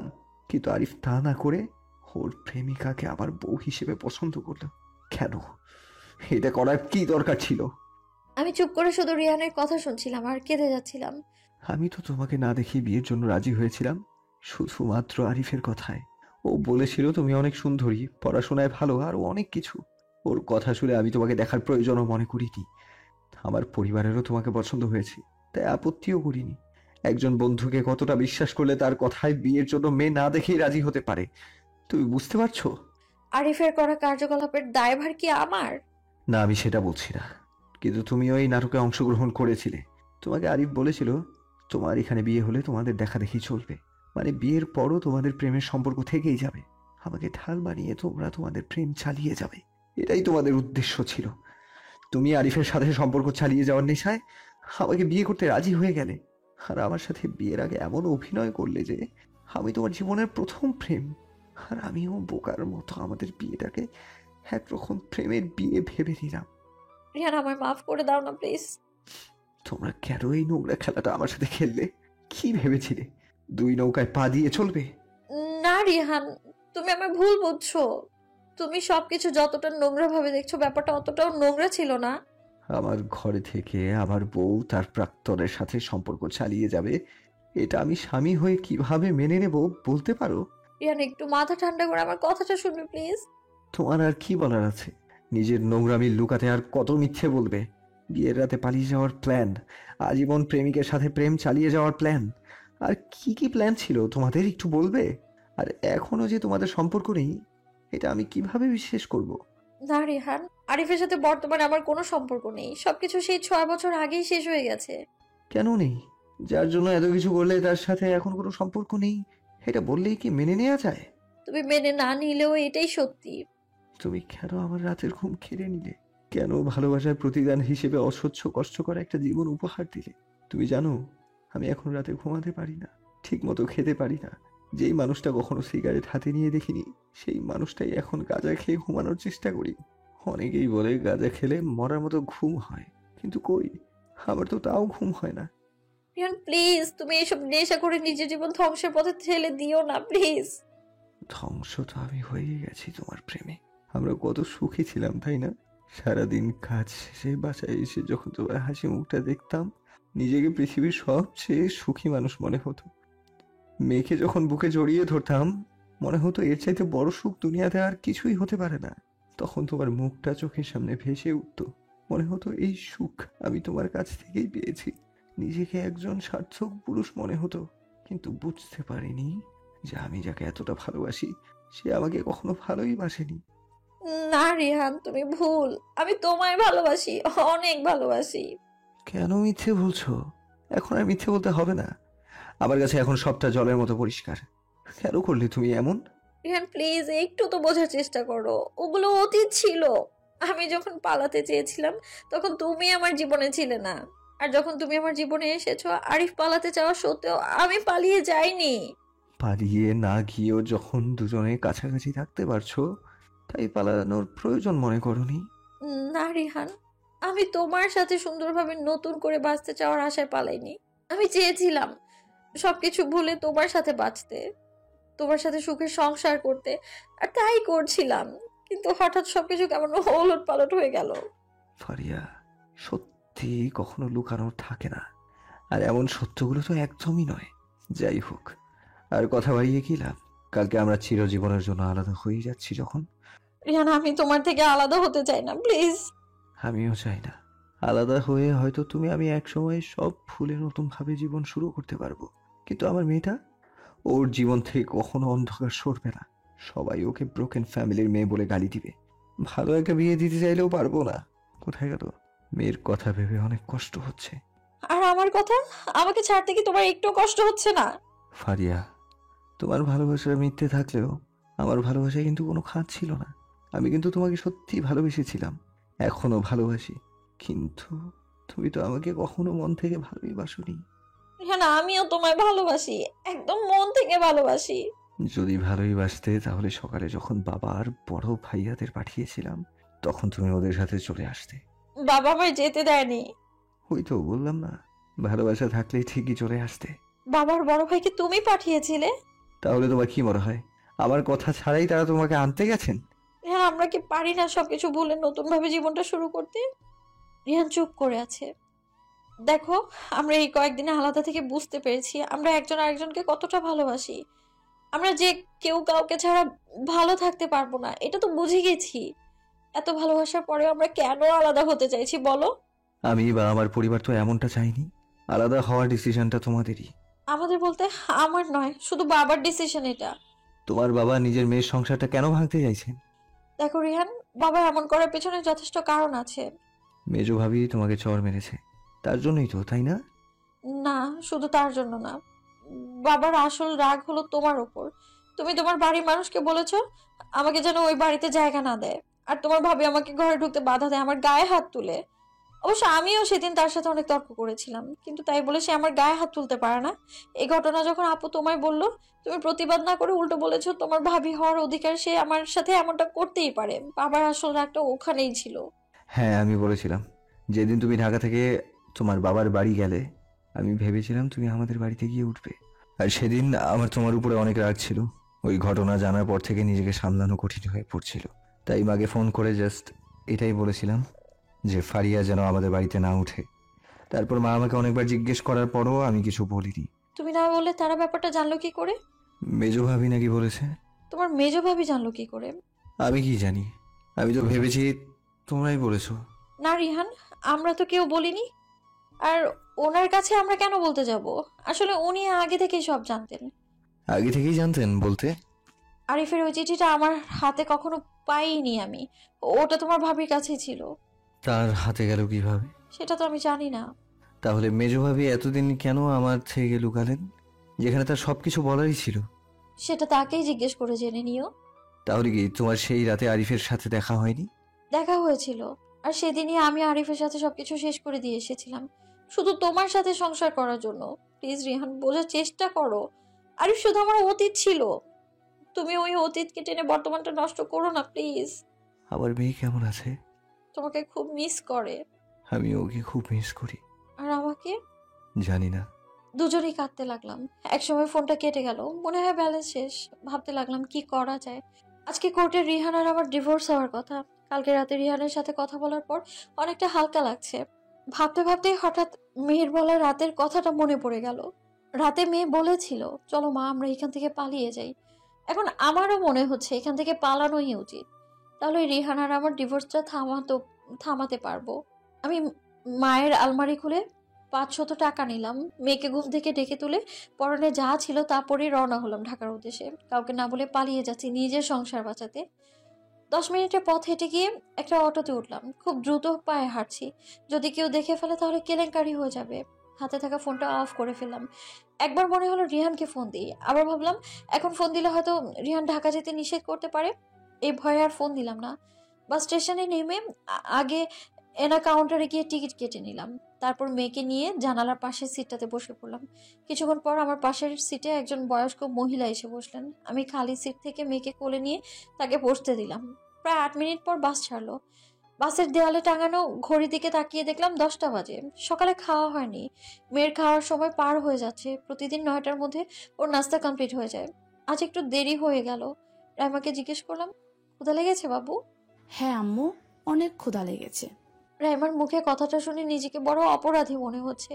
আমার আগেই মেয়েকে খাইয়ে তারপর বাসে ওঠা উচিত ছিল। তাড়াহুড়ো কিভাবে আমি ছোট্ট বাচ্চাটার খিদের কথা ভুলে গেলাম। রাইমার ক্ষুধার কষ্টটা আমার কলিজায় গিয়ে আঘাত করছে। জানালা দিয়ে বাইরে খাবারের খোঁজে তাকিয়েছিলাম, চোখের সামনে চিপসওয়ালাকে দেখে চিপস কিনে দিলাম মেয়েকে। যদিও এতে পেট ভরার কথা না, তবু কিছুটা হলেও তো খিদে নিবারণ হবে। দুপুর 1টা বাজে। গাড়িটা রাস্তার এক সাইডে ব্রেক করলেন। আমি হেল্পারকে জিজ্ঞেস করলাম কি হয়েছে, আমরা কি ঢাকা পৌঁছে গেছি? আরে না আপা, লাঞ্চের ব্রেক দেওয়া হয়েছে। ও, কতক্ষণের জন্য এই ব্রেক? 15-20 মিনিটের মতন। আপনার যদি খাবার বা বাথরুমে যাওয়ার প্রয়োজন থাকে তাহলে তাড়াতাড়ি করে শেষ করে গাড়িতে এসে বসবেন। যদি লেট করেন তাহলে কিন্তু গাড়ি ছেড়ে দিবে। ঠিক আছে। বাস থেকে নেমে রাইমাকে একটা হোটেলের সামনে নিয়ে গিয়ে জিজ্ঞেস করলাম, কি খাবে বাবু? ভাত খাবো আম্মু, খুব ক্ষুধা লেগেছে আম্মু। খেতে বসে দেখলাম টেবিলে খাবারের মেনু চার্ট ঝুলানো, ওইখানে সবকিছুর দাম দেয়া আছে। আমি দেখে দেখে সবচেয়ে কম দামের যে খাবারটা সেটা বেছে নিলাম। ডিম ভুনা আর এক প্লেট ভাত অর্ডার করলাম। রাইমা খাচ্ছে আর আমায় জিজ্ঞেস করছে, তুমি কি খাবে না? না মা, তুমি খাও, আমার ক্ষুধা নেই। ছোট মেয়েটা আমার কথা বিশ্বাস করে চুপচাপ খেয়ে যাচ্ছে। আমার যে একদম ক্ষুধা লাগেনি এটা মিথ্যা। কয়েকদিন ধরেই পেটে ক্ষুধা থাকলেও কেন জানি খেতে পারি না। আর আজকে টাকাও কম, সবকিছু মাথায় রেখে পেটে ক্ষুধা থাকা সত্ত্বেও খাচ্ছি না। অটো আর বাস ভাড়া চলে গেছে 350 টাকার মতো। খাবারের বিল আর তখন চিপস কিনতে 40 টাকার মতো লেগেছে। হাতে আছে আর 110 টাকার মতো। এখন যদি আমি খেতে যাই তাহলে বাসা পর্যন্ত যাওয়ার ভাড়া থাকবে না। তাই না খেয়ে আবারও বাসে ওঠার উদ্দেশ্যে পা বাড়ালাম, কিন্তু বাস পর্যন্ত যাওয়ার সৌভাগ্য হলো না। মাথাটা কেমন যেন করে উঠলো, শরীরটা অবশ হয়ে আসলো। তারপর আর কিছু জানি না। কিছুক্ষণ পর নিজেকে রাস্তায় অনেক মানুষের ভিড়ে আবিষ্কার করলাম। চোখ খুলতেই দেখি মেয়েটা আমার পাশে বসে কাঁদছে। আমি বুঝতে পারলাম আমি জ্ঞান হারিয়ে ফেলেছিলাম। পাশের সিটে থাকা বয়স্ক মহিলাটা আমায় জিজ্ঞেস করলো, এখন কেমন লাগছে? ভালো। চলো তাহলে বাসে গিয়ে বসি। এতক্ষণ বাস ছেড়ে দিত, তোমার কারণেই এখনো ছাড়েনি। আমি ওঠার চেষ্টা করছিলাম, কিন্তু শরীরে একটু জোর পাচ্ছিলাম না। সবাই আমাকে ধরাধরি করে বাসে উঠালেন। হেল্পার ফ্যান ছেড়ে দিয়ে বললেন, আপু আপনার কি হয়েছে? ওভাবে মাথা ঘুরে পড়ে গেলেন কিভাবে? আমি তার প্রশ্নের কোনো উত্তর না দিয়ে চোখ বন্ধ করে চুপচাপ সিটে মাথায় এলিয়ে শুয়ে রইলাম। মনে মনে ভাবছিলাম কেন হঠাৎ এমনটা হলো। অবশ্য রিহানের সাথে গন্ডগোল হওয়ার পর থেকে আমার খাওয়ার কোনো ঠিক নেই, তাই হয়তো প্রেশার লো হয়ে গেছে। জানালার ঠান্ডা বাতাসে এখন একটু ভালো লাগছে। জানাল দিয়ে যখন বাইরের দৃশ্য দেখছিলাম, পাশে থাকা ভদ্র মহিলা বললেন, তুমি কি সন্তান বাবা? তার এমন কথা আমি অবাক না হয়ে পারলাম না। কিছুক্ষণ চুপ থাকার পর বললাম, কেন? তোমার চোখ দেখে মনে হলো, তাই জিজ্ঞেস করলাম। কেউ সন্তান সম্ভব থাকলে আপনি চোখ দেখে বলে দিতে পারেন? সব সময় চোখ দেখে বললে যে ঠিক হবে এমনটা নয়। তোমার মাথা ঘুরিয়ে পড়ে যাওয়া, চোখগুলো সাদা ঝাপসা দেখাচ্ছে, তাই আর কি। আমি মনে মনে ভাবছিলাম মহিলার কথা ঠিকও হতে পারে। এত ঝামেলার মধ্যে থেকে আমি ভুলেই গিয়েছিলাম যে আমি ডেট মিস করেছি। ডেট মিস করলে যে প্রেগনেন্ট হতে হবে এমনটাও নয়, কারণ মাঝে মাঝে এমন হয়। তারপরে শিওর না হলেও সম্ভাবনা তো থেকেই যায়। আমি মহিলাকে জিজ্ঞেস করলাম, আপনি কি কবিরাজ? এইসব কথা জানার জন্য কবিরাজ হওয়া লাগে না, বয়সের অভিজ্ঞতা থেকে বুঝতে পারছি। তাহলে কি আপনার ফ্যামিলি কেউ ডক্টর? না, তবে অনেক দিন বেরাকের স্বাস্থ্যকর্মীদের সাথে মাঠকর্মী হিসেবে কাজ করেছি। অনেক গর্ভবতীদের চেক আপ করতাম।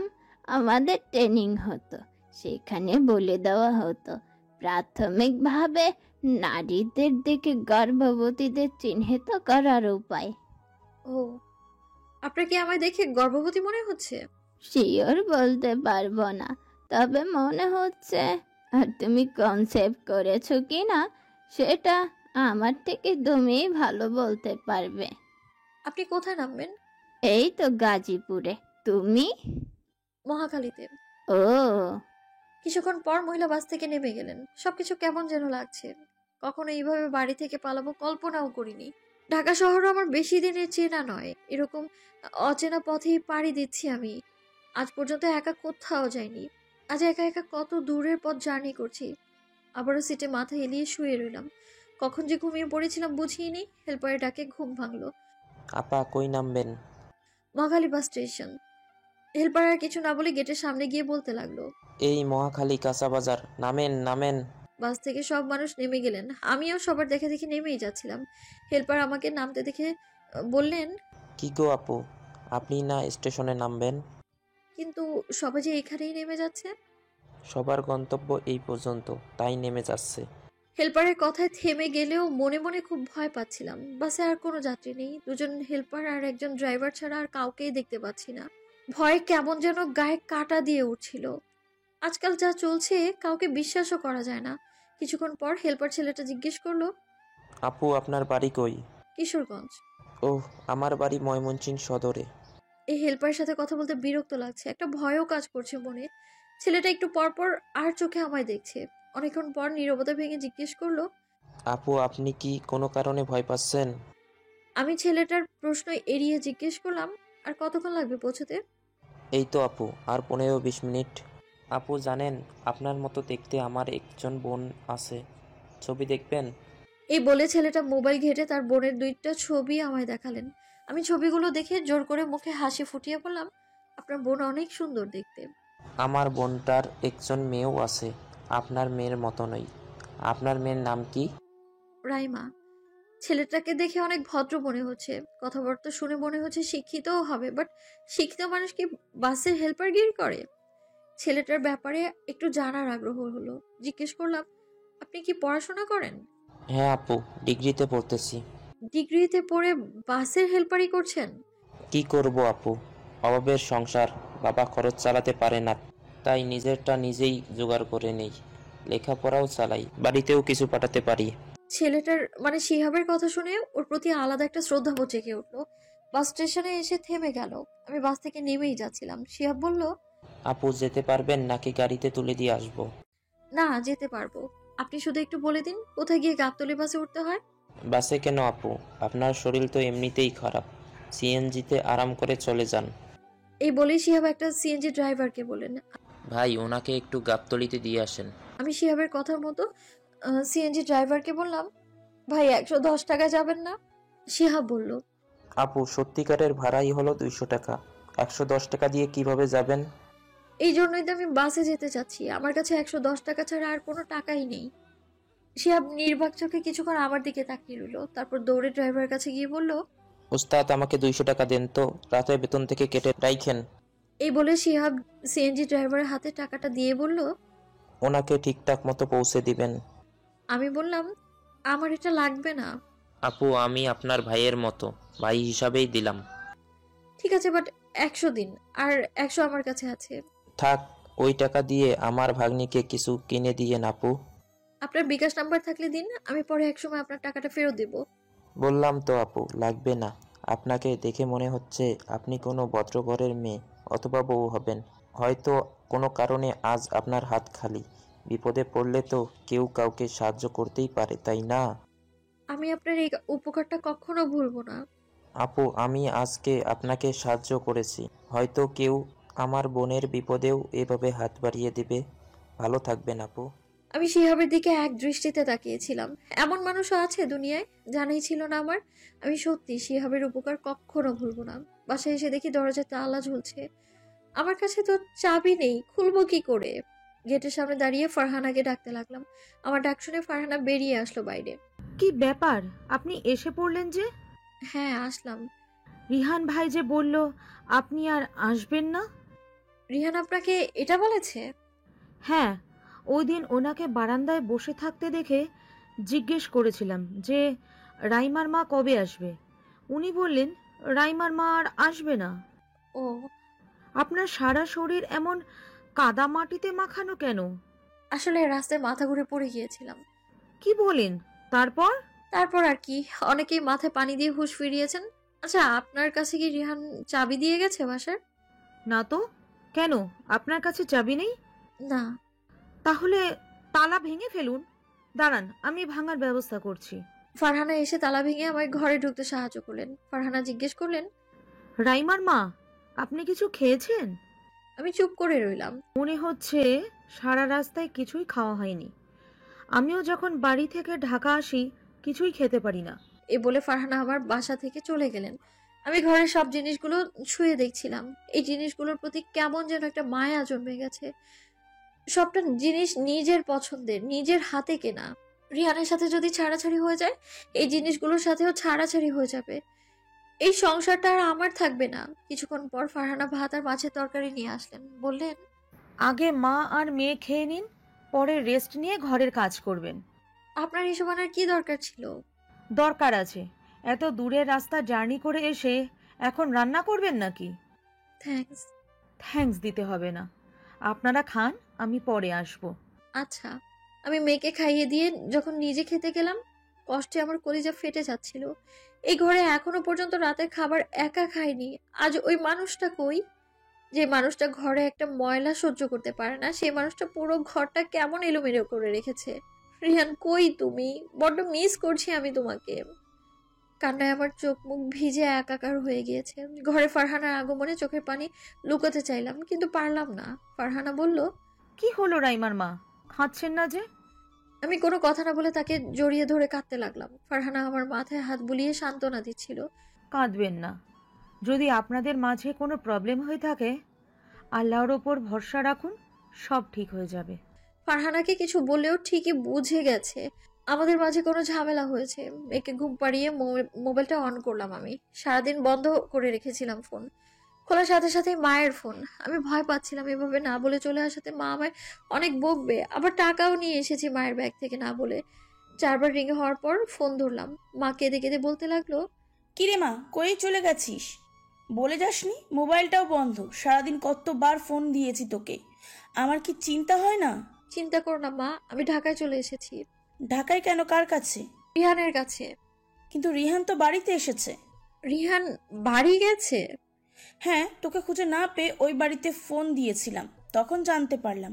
আমি এটা জানতাম না। মারে, 500 টাকা দিয়ে কি তুই ঢাকা পর্যন্ত যেতে পেরেছিস?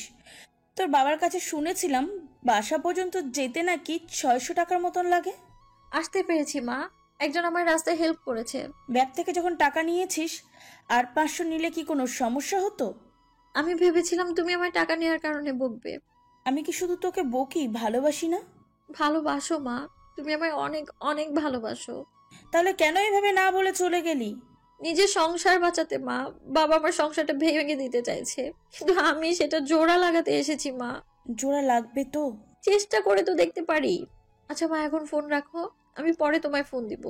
মায়ের ফোন রাখতেই আপুর ফোন আসলো। আপুর ফোন ধরতেই বলতে লাগলো, কি রে, কোথায় তুই? সারাদিন কতবার ফোন দিয়েছি, হিসাব আছে? বাড়ি থেকে ঢাকায় চলে গেছিস, সারাদিন মোবাইলটাও বন্ধ করে রেখেছিস। চিন্তায় আমরা সবাই অস্থির হয়ে পড়েছি। সারাটা দিন আমরা কিভাবে কেটেছে জানিস? কেন এমন পাগলামি করিস বলতো? তুই কোথায় এখন? ঢাকায়। ঢাকায় কেন? বাসায় চলে এসেছি। কিন্তু রিহান তো বাড়িতে। মায়ের কাছে শুনলাম। তুই যাওয়ার আগে রিহানকে ফোন করে যাসনি কেন? আমি ভেবেছিলাম ও ঢাকাতেই, তাই ফোন করিনি। রিহান আজকে সকালে আমার কাছে এসেছিল, হেসেই কি কান্না! জীবনের প্রথম কোনো ছেলে মানুষকে এভাবে কাঁদতে দেখলাম। তুই রিহানের সাথে এমনটা না করলেও পারতিস। ছেলেটা তোকে অনেক ভালোবাসে, আর তুই? আমি চুপ। ফারিয়া, স্বামীর এমন ভালোবাসা পাওয়া যে কতটা সৌভাগ্যের জানিস? সবার কপালেই এমন ভালোবাসা থাকে না রে। তোর কপাল কত ভালো দেখ, রিহানের মতো একজন স্বামী পেয়েছিস। ও যদি আমাকে এতই ভালোবাসে তাহলে আজকে বাড়িতে কেন গিয়েছে? যেহেতু আজকে আমাদের ডিভোর্স হওয়ার কথা।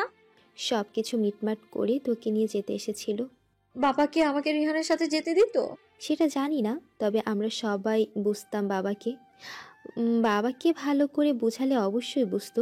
বাবাকে না হয় বোঝাতে, কিন্তু রিহানের বাবাকে বোঝাতে পারতে কি?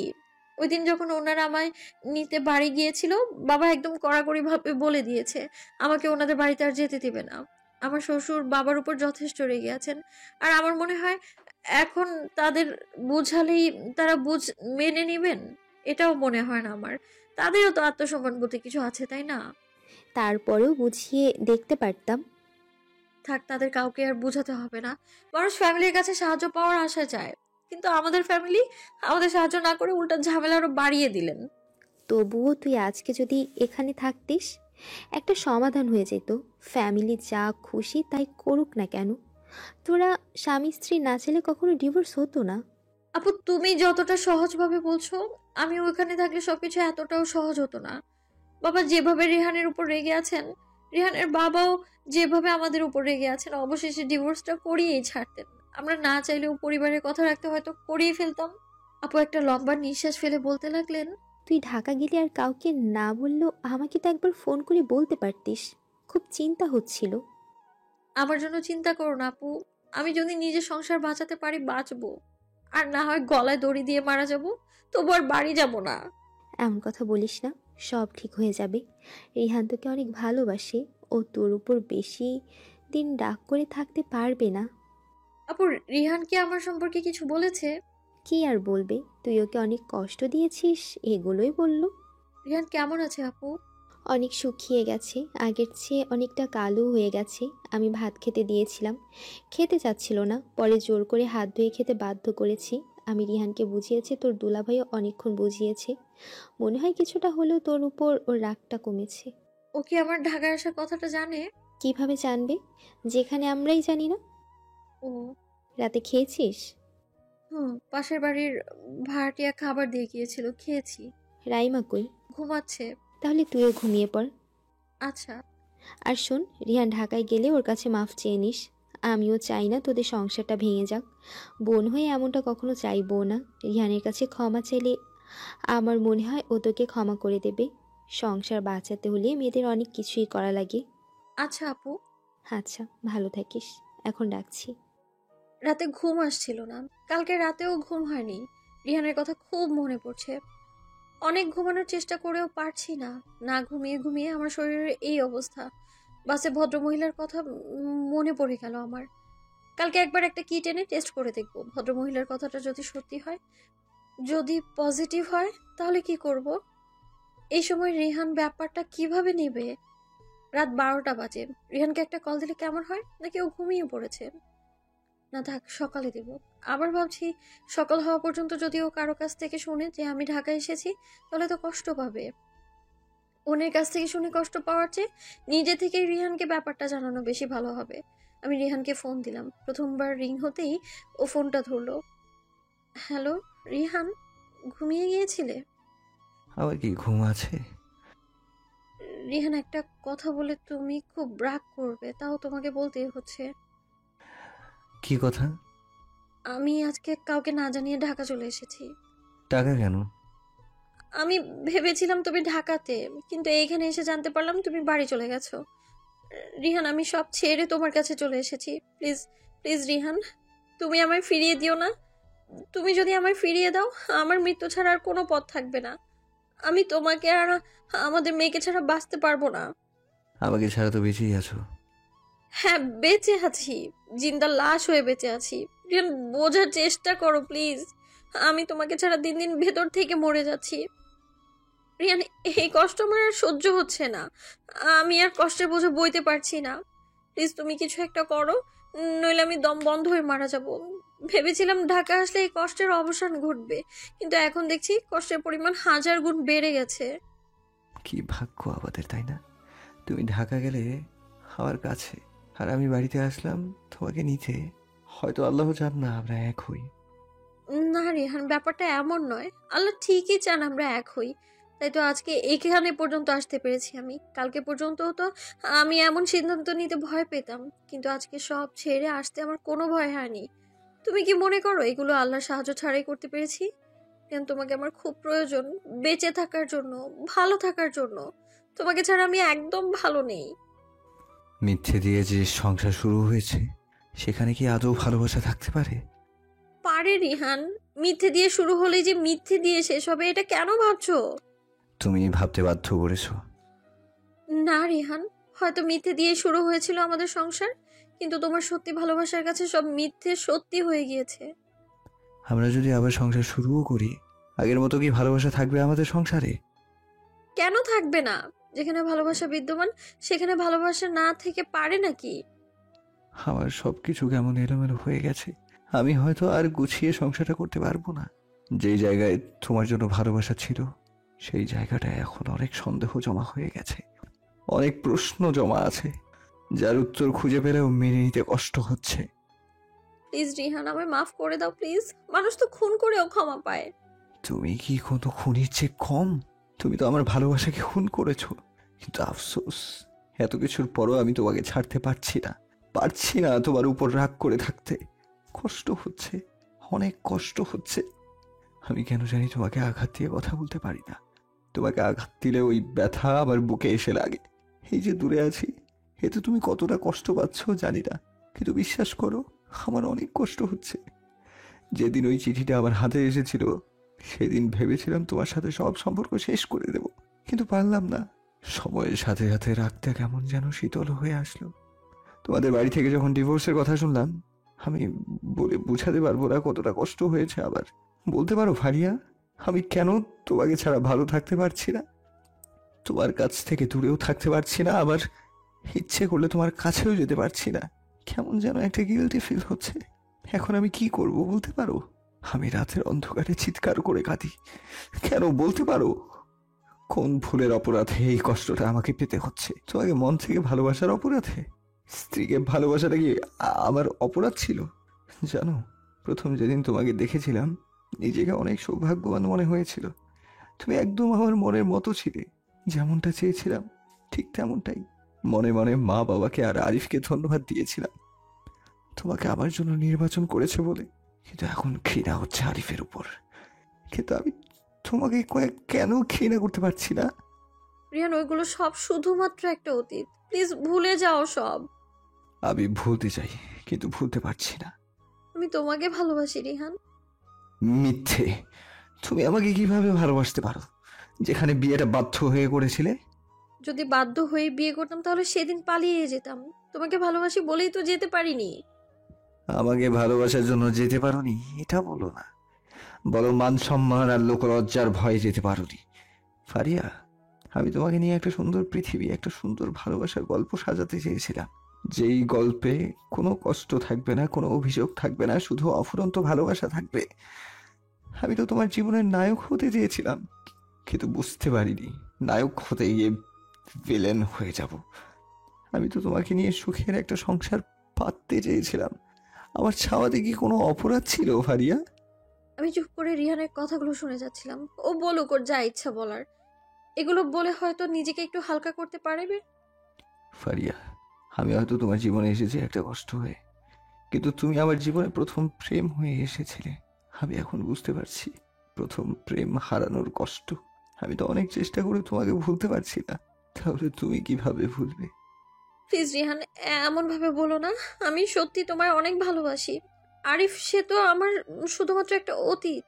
তুমি যেদিন থেকে আমার জীবনে এসেছো সেদিন থেকে আমি সব কিছু ওখানেই মাটি চাপা দিয়ে দিয়েছি। আর যদি ওই চিঠিটার কথা বলো, ওইগুলো ছিল আরিফের মনের কথা, আমার তো না। বুঝতে চেষ্টা করো না প্লিজ। রিহান চুপ হয়ে রইল। রিহান, কবে আসবে তুমি ঢাকা? ঢাকায় এসে কি করব? অফিস করবে না? 15 দিনের মতো অফিস যাইনি, চাকরি আছে কিনা কে জানে। এভাবে কি জীবন চলবে? চলছেই তো। প্লিজ রিহান, চলে এসো না। অনেক মিস করছি তোমায়। ফোনটা কেটে গেল। দেখলাম ব্যালেন্স শেষ হয়ে গেছে। সকালে একটা কিট এনে ইউরিন টেস্ট করে দেখলাম রেজাল্ট পজিটিভ।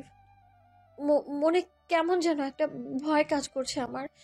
এত ঝামেলার মধ্যে এই ঝামেলাটা হওয়ার কি কোনো দরকার ছিল? আল্লাহ কেন আমায় এত পরীক্ষায় ফেলছেন? এর মধ্যে ফারহানা নাস্তা নিয়ে এসে ডাকছে।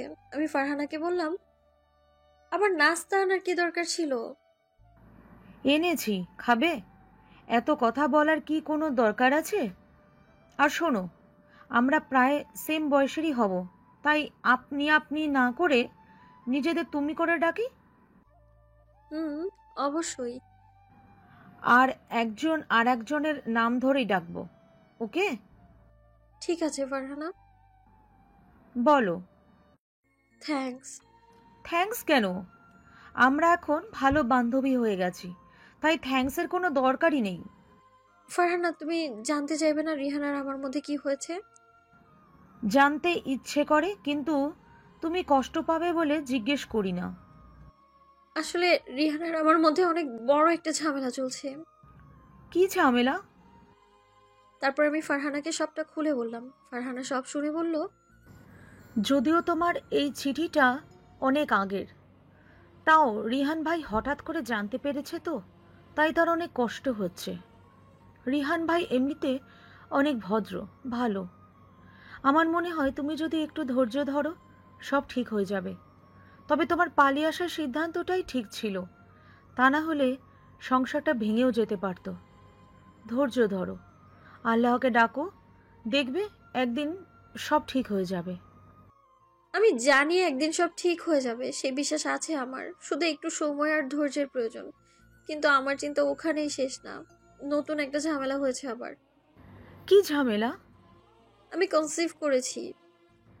এটা কে? তুমি ঝামেলা বলছো? এখন এটা ঝামেলাই মনে হচ্ছে আমার। এই সময়টা বাচ্চার জন্য প্রস্তুত নই আমি। আরে পাগল, এটা ঝামেলা না বলে আল্লাহর রহমত বলো। জানো, গর্ভকালীন সময়ে কোনো ডিভোর্স হয় না। তাই নাকি? কিন্তু কেন? সেটা জানি না, শুধু এইটাই জানি প্রেগনেন্ট থাকাকালীন ডিভোর্স হয় না। তার মানে আল্লাহ তোমার সংসার ভাঙা থেকে বাঁচাতে চাইছেন। তাহলে সত্যি কি এই বাচ্চা আল্লাহর রহমত? হ্যাঁ রহমত, আর টেনশন করো না, দেখবে এই বাচ্চার অছিলায় তোমরা আবার সুখের মুখ দেখতে পাবে ইনশাল্লাহ। আমিন। গর্ভকালীন ডিভোর্স হয় না, কথাটা শুনে খুব শান্তি শান্তি লাগছে। আর হয়তো সত্যি সত্যি আমরা এই বাচ্চার উসিলায় কাছে আসতে পারবো। কথাটা কি রিহানকে ফোন করে জানাবো? ফোন করার জন্য মোবাইলটা বের করে আনতেই কলিং বেল বেজে উঠলো। দরজা খুলতেই দেখলাম রিহান এসেছে। রিহানকে দেখে আমার খুব খুশি লাগছিল, কিন্তু রিহানের মুখটা কেমন শুকিয়ে কালো হয়ে গিয়েছে। রিহান ঘরে গিয়ে মাথা নিচু করে চুপচাপ বসে আছে। আমি ভাবলাম রিহানের কাছে মাফ চেয়ে নিই, তাহলে যদি ও আমায় মাফ করে। ঘরে গিয়ে আমি রিহানকে বললাম, রিহান আমায় মাফ করে দাও প্লিজ। চলো না আমরা সবকিছু ভুলে আবার সুন্দর করে জীবনটাকে সাজাই। সুন্দর করে সাজালে কি আর সবকিছু সুন্দর হয়? কথায় আছে না, কয়লা ধুলেও ময়লা যায় না। তোমার সাথে নতুন করে সংসার সাজালেই কি আরিফ আর তোমার সম্পর্কের কথা আমি ভুলতে পারবো? রিহান বারবার তো মাফ চাইছি। আচ্ছা তুমিই বলো, কি করলে তুমি আমায় মাফ করবে? কি করলে তোমার কষ্টটা একটু কমবে? বলো, আমি তাই করব। পারবে আমি যেগুলো বলবো সেগুলো মানতে? অবশ্যই পারবো। তাহলে তুমি আমার কথায় তোমার বাবা মাকে ছাড়তে পারবে? বাবা মাকে তো ছেড়ে এসেছি। এই ছাড়া সেই ছাড়া নয়, একেবারে ছাড়তে হবে। আর কোনোদিনও তুমি তোমাদের বাড়িতে যেতে পারবে না। আমি কিছুক্ষণ চুপ থেকে বললাম, আর কি কি করতে হবে?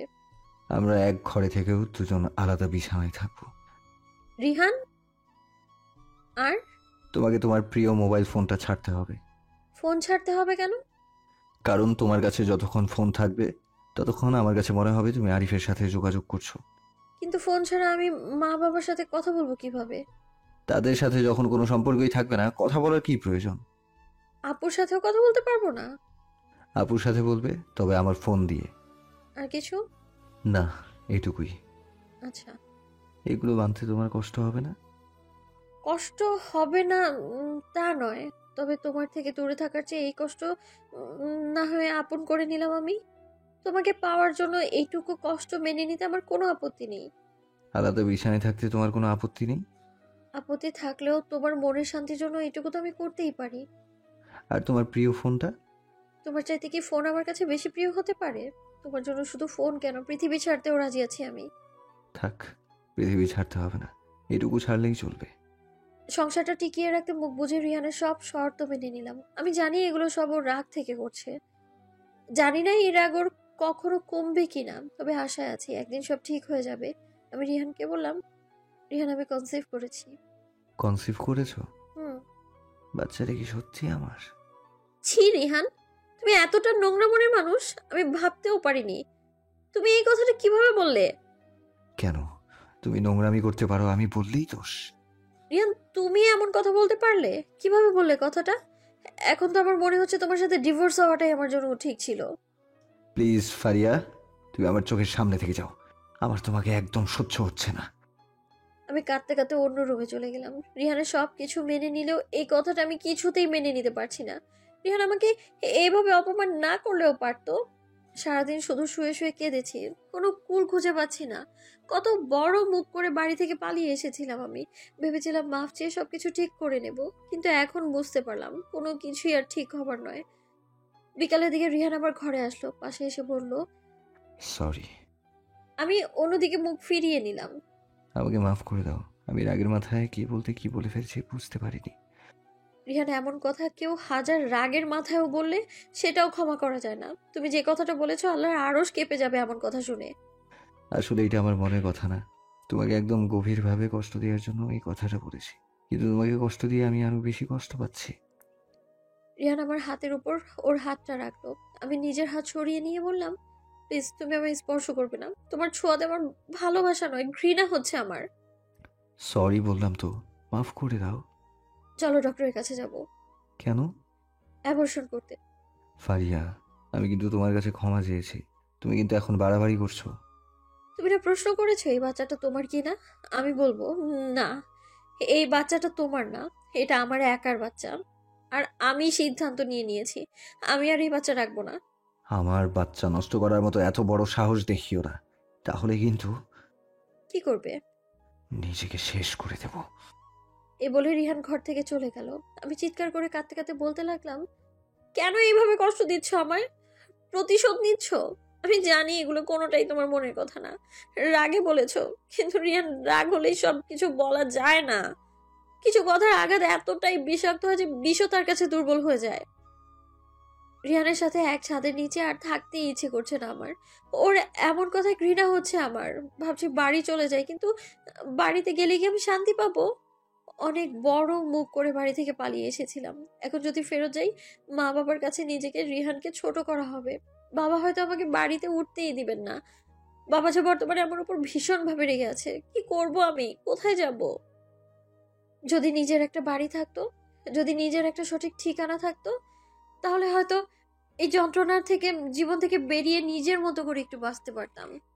কেন আমাদের মেয়েদের একটা নিজস্ব বাড়ি হয় না? কেন সারা জীবন অন্যের বাড়িতে অন্যের ভরসা বাঁচতে হয়? কেন বাবার রাগ, সমাজের ভয়, স্বামীর অবহেলা মুখ বুজে সহ্য করে থাকতে হয়? আজ যদি আমার নিজের মাথা গোঁজার একটা ঠাঁই থাকতো, তাহলে সত্যি বলছি সব ছেড়ে চলে যেতাম আমি। কিন্তু নেই, আমার কোনো নিজস্ব ঠিকানা নেই, তাই কোথাও যেতেও পারবো না আমি। রিহানের এত অপমান, লাঞ্ছনা, বঞ্চনা সহ্য করে সংসার করে যেতে হবে আমায়। এছাড়া আর কি বা করতে পারি আমি? এসব হলো আমার ভুলের শাস্তি। ভুল যখন করেছি তার মাসুল তো গুনতেই হবে। রিহানের বলা কথাগুলো বারবার ধারালো অস্ত্রের মতো বুকে আঘাত করছে। যতবার মনে পড়ছে, নিজেকে অনেক নিচু একজন মানুষ মনে হচ্ছে আমার। আমি রিহানের মুখে এমন কিছু শুনবো কখনো আশা করিনি। অবশ্য রিহানও আমার কাছে অন্য কিছুই আশা করেছিল, কিন্তু বিনিময়ে কষ্ট পেয়ে এখন আমাকে ওর কথার আঘাতে আঘাত করতে চাইছে।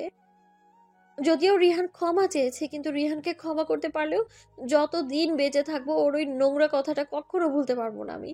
মেনে নিলাম ওর সব অপমান, সংসার বাঁচাতে নীরব শ্রোতার মতো ওর কথাগুলো এক কান দিয়ে শুনে অন্য কান দিয়ে বের করে দিলাম। রিহানের সব অপমান ভুলে যাওয়ার চেষ্টা করব। আপু তো বলেছিল সংসার বাঁচাতে হলে মেয়েদের অনেক কিছুই করতে হয়। আমি না হয় সংসার বাঁচাতে রিহানের সব অপমান মেনে নিলাম। সংসারটা কোনো মতো টিকে থাকলেও সংসারে প্রাণ নেই বললেই চলে। খুব প্রয়োজন ছাড়া দুজনের মধ্যে কোনো কথা হয় না। রিহান সকালে অফিসে চলে যায়, রাতে আসে। আগে দুপুরে বাসায় আসতো, খাওয়া দাওয়া করে রেস্ট নিয়ে পরে আবার অফিসে যেত। ইদানিং দুপুরেও বাসায় আসে না, রাতেও দেরি করে আসে। খেতে দিলে খায় না, বলে বাইরে থেকে খেয়ে এসেছি। রিহান খায় না বলে সারাদিনে একবার রান্না করি, মেয়ে আর আমি খাই। মাঝে মাঝে রান্নার আলসেমিতে রাতে না খেয়ে ঘুমিয়ে যাই। আগে মন খারাপ হলে রিহানের সাথে বকবক করে মন ভালো করতাম। এখন মন খারাপ হলে ফারহানার কাছে গিয়ে কান্না করি। ফারহানা আমাকে খুব বোঝায় আর বলে, দেখবে একদিন সব ঠিক হয়ে যাবে, ধৈর্য ধরো। আর আমার কাছে এভাবে না কেঁদে আল্লাহর কাছে কাঁদো। আমি তোমাকে সান্ত্বনা ছাড়া কিছুই দিতে পারবো না, কিন্তু আল্লাহ, উনি সব ক্ষমতার মালিক। তার কাছে চাইলে তিনি তোমাকে অবশ্যই সাহায্য করবেন। ফারহানার কথায় আমি সত্যি আশ্বস্ত হতাম। এই বিপদের সময় যদি ফারহানা আমার পাশে না থাকতো, তাহলে হয়তো আমি দম বন্ধ হয়ে মরে যেতাম। সবসময় নামাজের মাধ্যমে আল্লাহর কাছে সাহায্য চাইতাম। সারা রাত ঘুম হতো না বলে নামাজ পড়ে কাটাতাম। আর মনে একটা আশা নিয়ে থাকতাম, একদিন সব ঠিক হয়ে যাবে। সকাল থেকে শরীরটা কেমন খারাপ লাগছে, বিছানা থেকে উঠতে পারছি না। মেয়ে বারবার কিছু খেতে চাইছে, কিন্তু বিছানা থেকে উঠতে নিলেই মনে হয় মাথা ঘুরে পড়ে যাব। তাও রাইমার ডাকে না উঠে পারছি না। যে বিছানা থেকে উঠে দাঁড়ানোর চেষ্টা করলাম, মাথা ঘুরে অজ্ঞান হয়ে পড়লাম।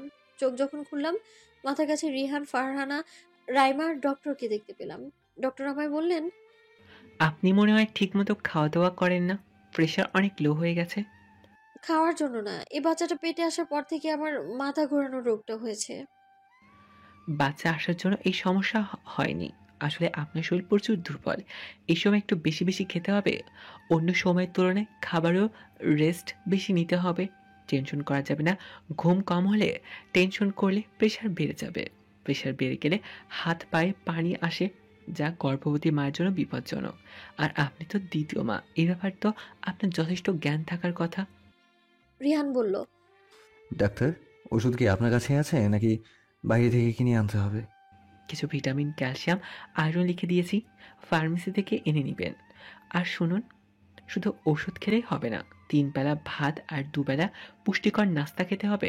দুপুরের পর অন্তত 2 ঘন্টা রেস্ট নিতে হবে। বাসায় গিয়ে আপনার ছাড়া আর কেউ থাকে না। জি না। তাহলে তো স্বামী হিসেবে আপনাকে এই দায়িত্ব নিতে হবে। এই সময় মায়েরা ঠিকমতো খেতে চায় না, কিন্তু জোর করে খাওয়াতে হয়। যদি ঠিকমতো না খায়, ঠিকমতো পরিচর্যা না করে, তাহলে মা ও শিশু দুজনেই ঝুঁকির সম্মুখীন হবে। আপনি আপনার বাচ্চার কথা মাথায় রেখে ওনার একটু যত্ন নিন। তারপর ডক্টর চলে গেলেন। রিহানা অফিসে চলে গেল। ফারহানা বলল, তোমার জ্ঞান হারানো দেখে তো আমি ভয়ই পেয়ে গিয়েছিলাম, তাই রিহান ভাইকে ফোন দিয়েছি। পরে উনি ডাক্তার নিয়ে বাসায় এসেছেন। তুমি কিভাবে জানলে আমি জ্ঞান হারিয়েছি? তোমার মেয়ে চিৎকার করে কাঁদছিল, ওর কান্না শুনেই তো আমি এসেছি। আচ্ছা, এখন রেস্ট নাও, আমি পরে আসবো। আচ্ছা। কলিং বেল বাজতেই দরজা খুলে দেখলাম রিহান এসেছে। ঘড়ির দিকে তাকিয়ে দেখলাম 10টা বাজে। আজ খুব তাড়াতাড়ি এসে পড়েছে। ঘরে ঢুকেই বলছে, তাড়াতাড়ি ভাত দাও, ক্ষুধা লেগেছে। আমি ওর কথায় অবাক হয়ে তাকিয়েছিলাম। প্রায় 3 মাস পর রিহান আমার কাছে ভাত চাইছে। কি হলো? হা করে তাকিয়ে না থেকে টেবিলে খাবার দাও। দুপুরেও কিছু খাইনি আজকে। আমি চুপ। কি হলো, কথা বুঝতে পারোনি? ভাত দাও। কিন্তু ভাত তো নেই, সেই সকালে রান্না করেছিলাম, শেষ হয়ে গেছে। রাতে রান্না করো নেই? তুমি খাও না বলে রান্না করি না। এটা কোনো কথা হলো? আমি খাই না বলে কি রান্না করবে না? রাইমা কি খেয়েছে রাতে? সকালের ভাত ছিল, খাইয়ে দিয়েছি। আর তুমি? আমিও। এভাবে অনিয়ম করে খাও বলেই তো অসুস্থ হয়ে পড়ছো। আচ্ছা তুমি ফ্রেশ হও, আমি চুলায় ভাত বসিয়ে দিচ্ছি। থাক, এত রাতে আর রান্না করতে হবে না। কালকে থেকে রোজ 3 বার রান্না করবে। এখন থেকে আমি বাসাতেই খাবো। এ বলে রিহান বাইরে চলে গেল। 10 মিনিট পর 4টা ডিম সিদ্ধ, পাউরুটি আর কলা নিয়ে বাসায় ঢুকলো। আমাকে টেবিলে ডেকে নিয়ে 2টা ডিম, 1টা কলা আর পাউরুটি খেতে দিল। আমি বললাম, তুমি খাও, তোমার খিদে লেগেছে তো। শুধু আমি খেলেই হবে? তোমার খেতে হবে না? আমি তো ভাত খেয়েছি। খেয়েছো তো কি হয়েছে? এখন আমার সামনে এগুলো খাও। আমি রিহানকে বারবার তাকিয়ে দেখছিলাম। কি হলো, খাচ্ছ না কেন? আচ্ছা ওয়েট, আমি খাইয়ে দিচ্ছি। রিহান আমাকে সিদ্ধ ডিম খাইয়ে দিচ্ছিল, আর আমার চোখ দিয়ে ঝরঝর করে পানি পড়ে যাচ্ছে। রিহানের চোখেও পানি টলমলো করছে। ডাক্তার কি বলেছে মনে আছে তো? কম পক্ষে দিনে 5 বার খেতে হবে। 3 বেলা ভাত আর 2 বেলা হালকা নাস্তা। হুম। না, শুধু করলে হবে না, সব নিয়ম পালন করতে হবে, সুস্থ থাকার জন্য, আমাদের বাচ্চার জন্য। খাওয়ার পর সব গুছিয়ে লাইট ফ্যান অফ করে প্রতিদিনের মতো রাইমার পাশে গিয়ে শুয়ে পড়লাম। রিহান পাশে এসে বসলো। আমি জিজ্ঞেস করলাম, ঘুমাবে না? ঘুম আসছে না। তোমার ঘুম না আসলে একটা কথা বলতাম। কি কথা? ফারিয়া, আমি জানি একটা তুচ্ছ বিষয় নিয়ে তোমাকে খুব বেশি কষ্ট দিয়ে ফেলেছি। আমাকে কি মাফ করা যায় না? রিহান, আমি সবকিছু অনেক আগেই ভুলে গেছি। তাহলে বলো, তুমি আমাকে ক্ষমা করেছো? রিহান, তুমি তো কোনো ভুল করোনি, তাহলে তুমি কেন মাফ চাইছো? আসলে ভুলটা হয়তো আমাদের দুজনেরই, তবে আমরা একে অপরের প্রতি একটু বেশি কঠোর হয়ে গিয়েছিলাম। ফারিয়া, এসো না আমরা আবার নতুন করে সব কিছু শুরু করি। এইভাবে বাঁচা যায় না। আমি কাঁদতে লাগলাম। রিহান আমার চোখের পানি মুছিয়ে দিয়ে বলল, আমি কি তোমার পাশে শুতে পারি? আমি মাথা নাড়িয়ে হ্যাঁ বললাম। রিহান আমাকে জড়িয়ে ধরলো। আমিও রিহানের ভালোবাসা পাবার লোভে আর মানা করতে পারলাম না। তারপর থেকে আস্তে আস্তে সবকিছু ঠিক হতে শুরু করলো। রিহান এখন সময় মতো বাসায় আসে, দুপুরেও বাসায় এসে রেস্ট নেয়। এখন রিহান আমার অনেক যত্ন করে, অনেক রকমের গল্প করে। সারাদিন কি কি করলো, কোথায় গিয়েছিল, কেন গিয়েছিল, সব রকমের গল্পই করে। আগে আমি বকবক করতাম, আর এখন রিহান বকবক করে। তবে আমার একটু বিরক্ত লাগে না, বরং মনের ভেতর আনন্দ অনুভব করি আমি। কোনো কিছু হারিয়ে পাওয়ার সুখ যে এতটা মধুর, এই খারাপ সময়গুলো জীবনে এসেছিল বলেই বুঝতে পেরেছি আমি। দেখতে দেখতে ডেলিভারি ডেট চলে আসলো। আমি একজন ছেলে সন্তানের জন্ম দিলাম। বাবা মার উপর রেগে থাকলেও নাতির কথা শুনে আর রাগ করে থাকতে পারলেন না। মাকে নিয়ে বাবা ঢাকায় চলে আসলেন। শ্বশুরবাড়ির লোকজনও অনেকে আসলেন। মেজোজা আমার কাছে ক্ষমা চাইলেন। আমি বললাম, আপু, আমি আপনাকে অনেক আগেই ক্ষমা করে দিয়েছি, তবে আপনাকে মন থেকে কখনো সম্মান করতে পারবো না। আপনি চাইলে ব্যাপারটা গোপন রাখতে পারতেন, কিন্তু আপনি কি করলেন, ফাঁস করে দিলেন। অবশ্য ভালোই করেছেন, কারণ স্বামীর কাছে একটু নত হয়ে থাকা যায়, কিন্তু আতঙ্ক নিয়ে বাঁচা যায় না। আতঙ্কিত জীবন অনেক কষ্টের হয়। এখন আমার কোনো আতঙ্কও নেই, নিজেকে স্বাধীন মনে হয়। আসলে জীবনে কিছু খারাপ সময় আসা খুব দরকার, তাহলে ভালো সময়টাকে উপভোগ করা যায়। যখনই খারাপ সময় আসে আমি আল্লাহর উপর ভরসা রাখি, কারণ আমি জানি এই খারাপ সময়ের পর একটা ভালো সময় আসবেই। সেদিন চিঠির কথাটা ফাঁস হয়েছিল বলে আল্লাহর কাছে অনেক অভিযোগ করেছিলাম, কিন্তু এখন মনে হচ্ছে ফাঁস হওয়াটাই ঠিক হয়েছে। মিথ্যে নিয়ে ভয়ে বাঁচার চেয়ে সত্য নিয়ে স্বাধীনভাবে বেঁচে থাকবো। হ্যাঁ, মাঝখানে কিছু সময় খুব খারাপ কেটেছে, তবে পরিণতিটা কিন্তু সুখেরই হয়েছে। এই জন্যই কথায় আছে, আল্লাহ যা করে ভালোর জন্যই করে। এটা আমি মনে প্রাণে বিশ্বাস করি। আমাদের সাথে কোনো কিছু খারাপ হলে আমরা সহজেই ভেঙে পড়ি, ভাবে আল্লাহ কেন আমাদের এমন বিপদের মুখে ফেললেন। খারাপ সময়ের পরে যখন ভালো সময়টা আসে, তখন আমরা আল্লাহর উদ্দেশ্যে বুঝতে পারি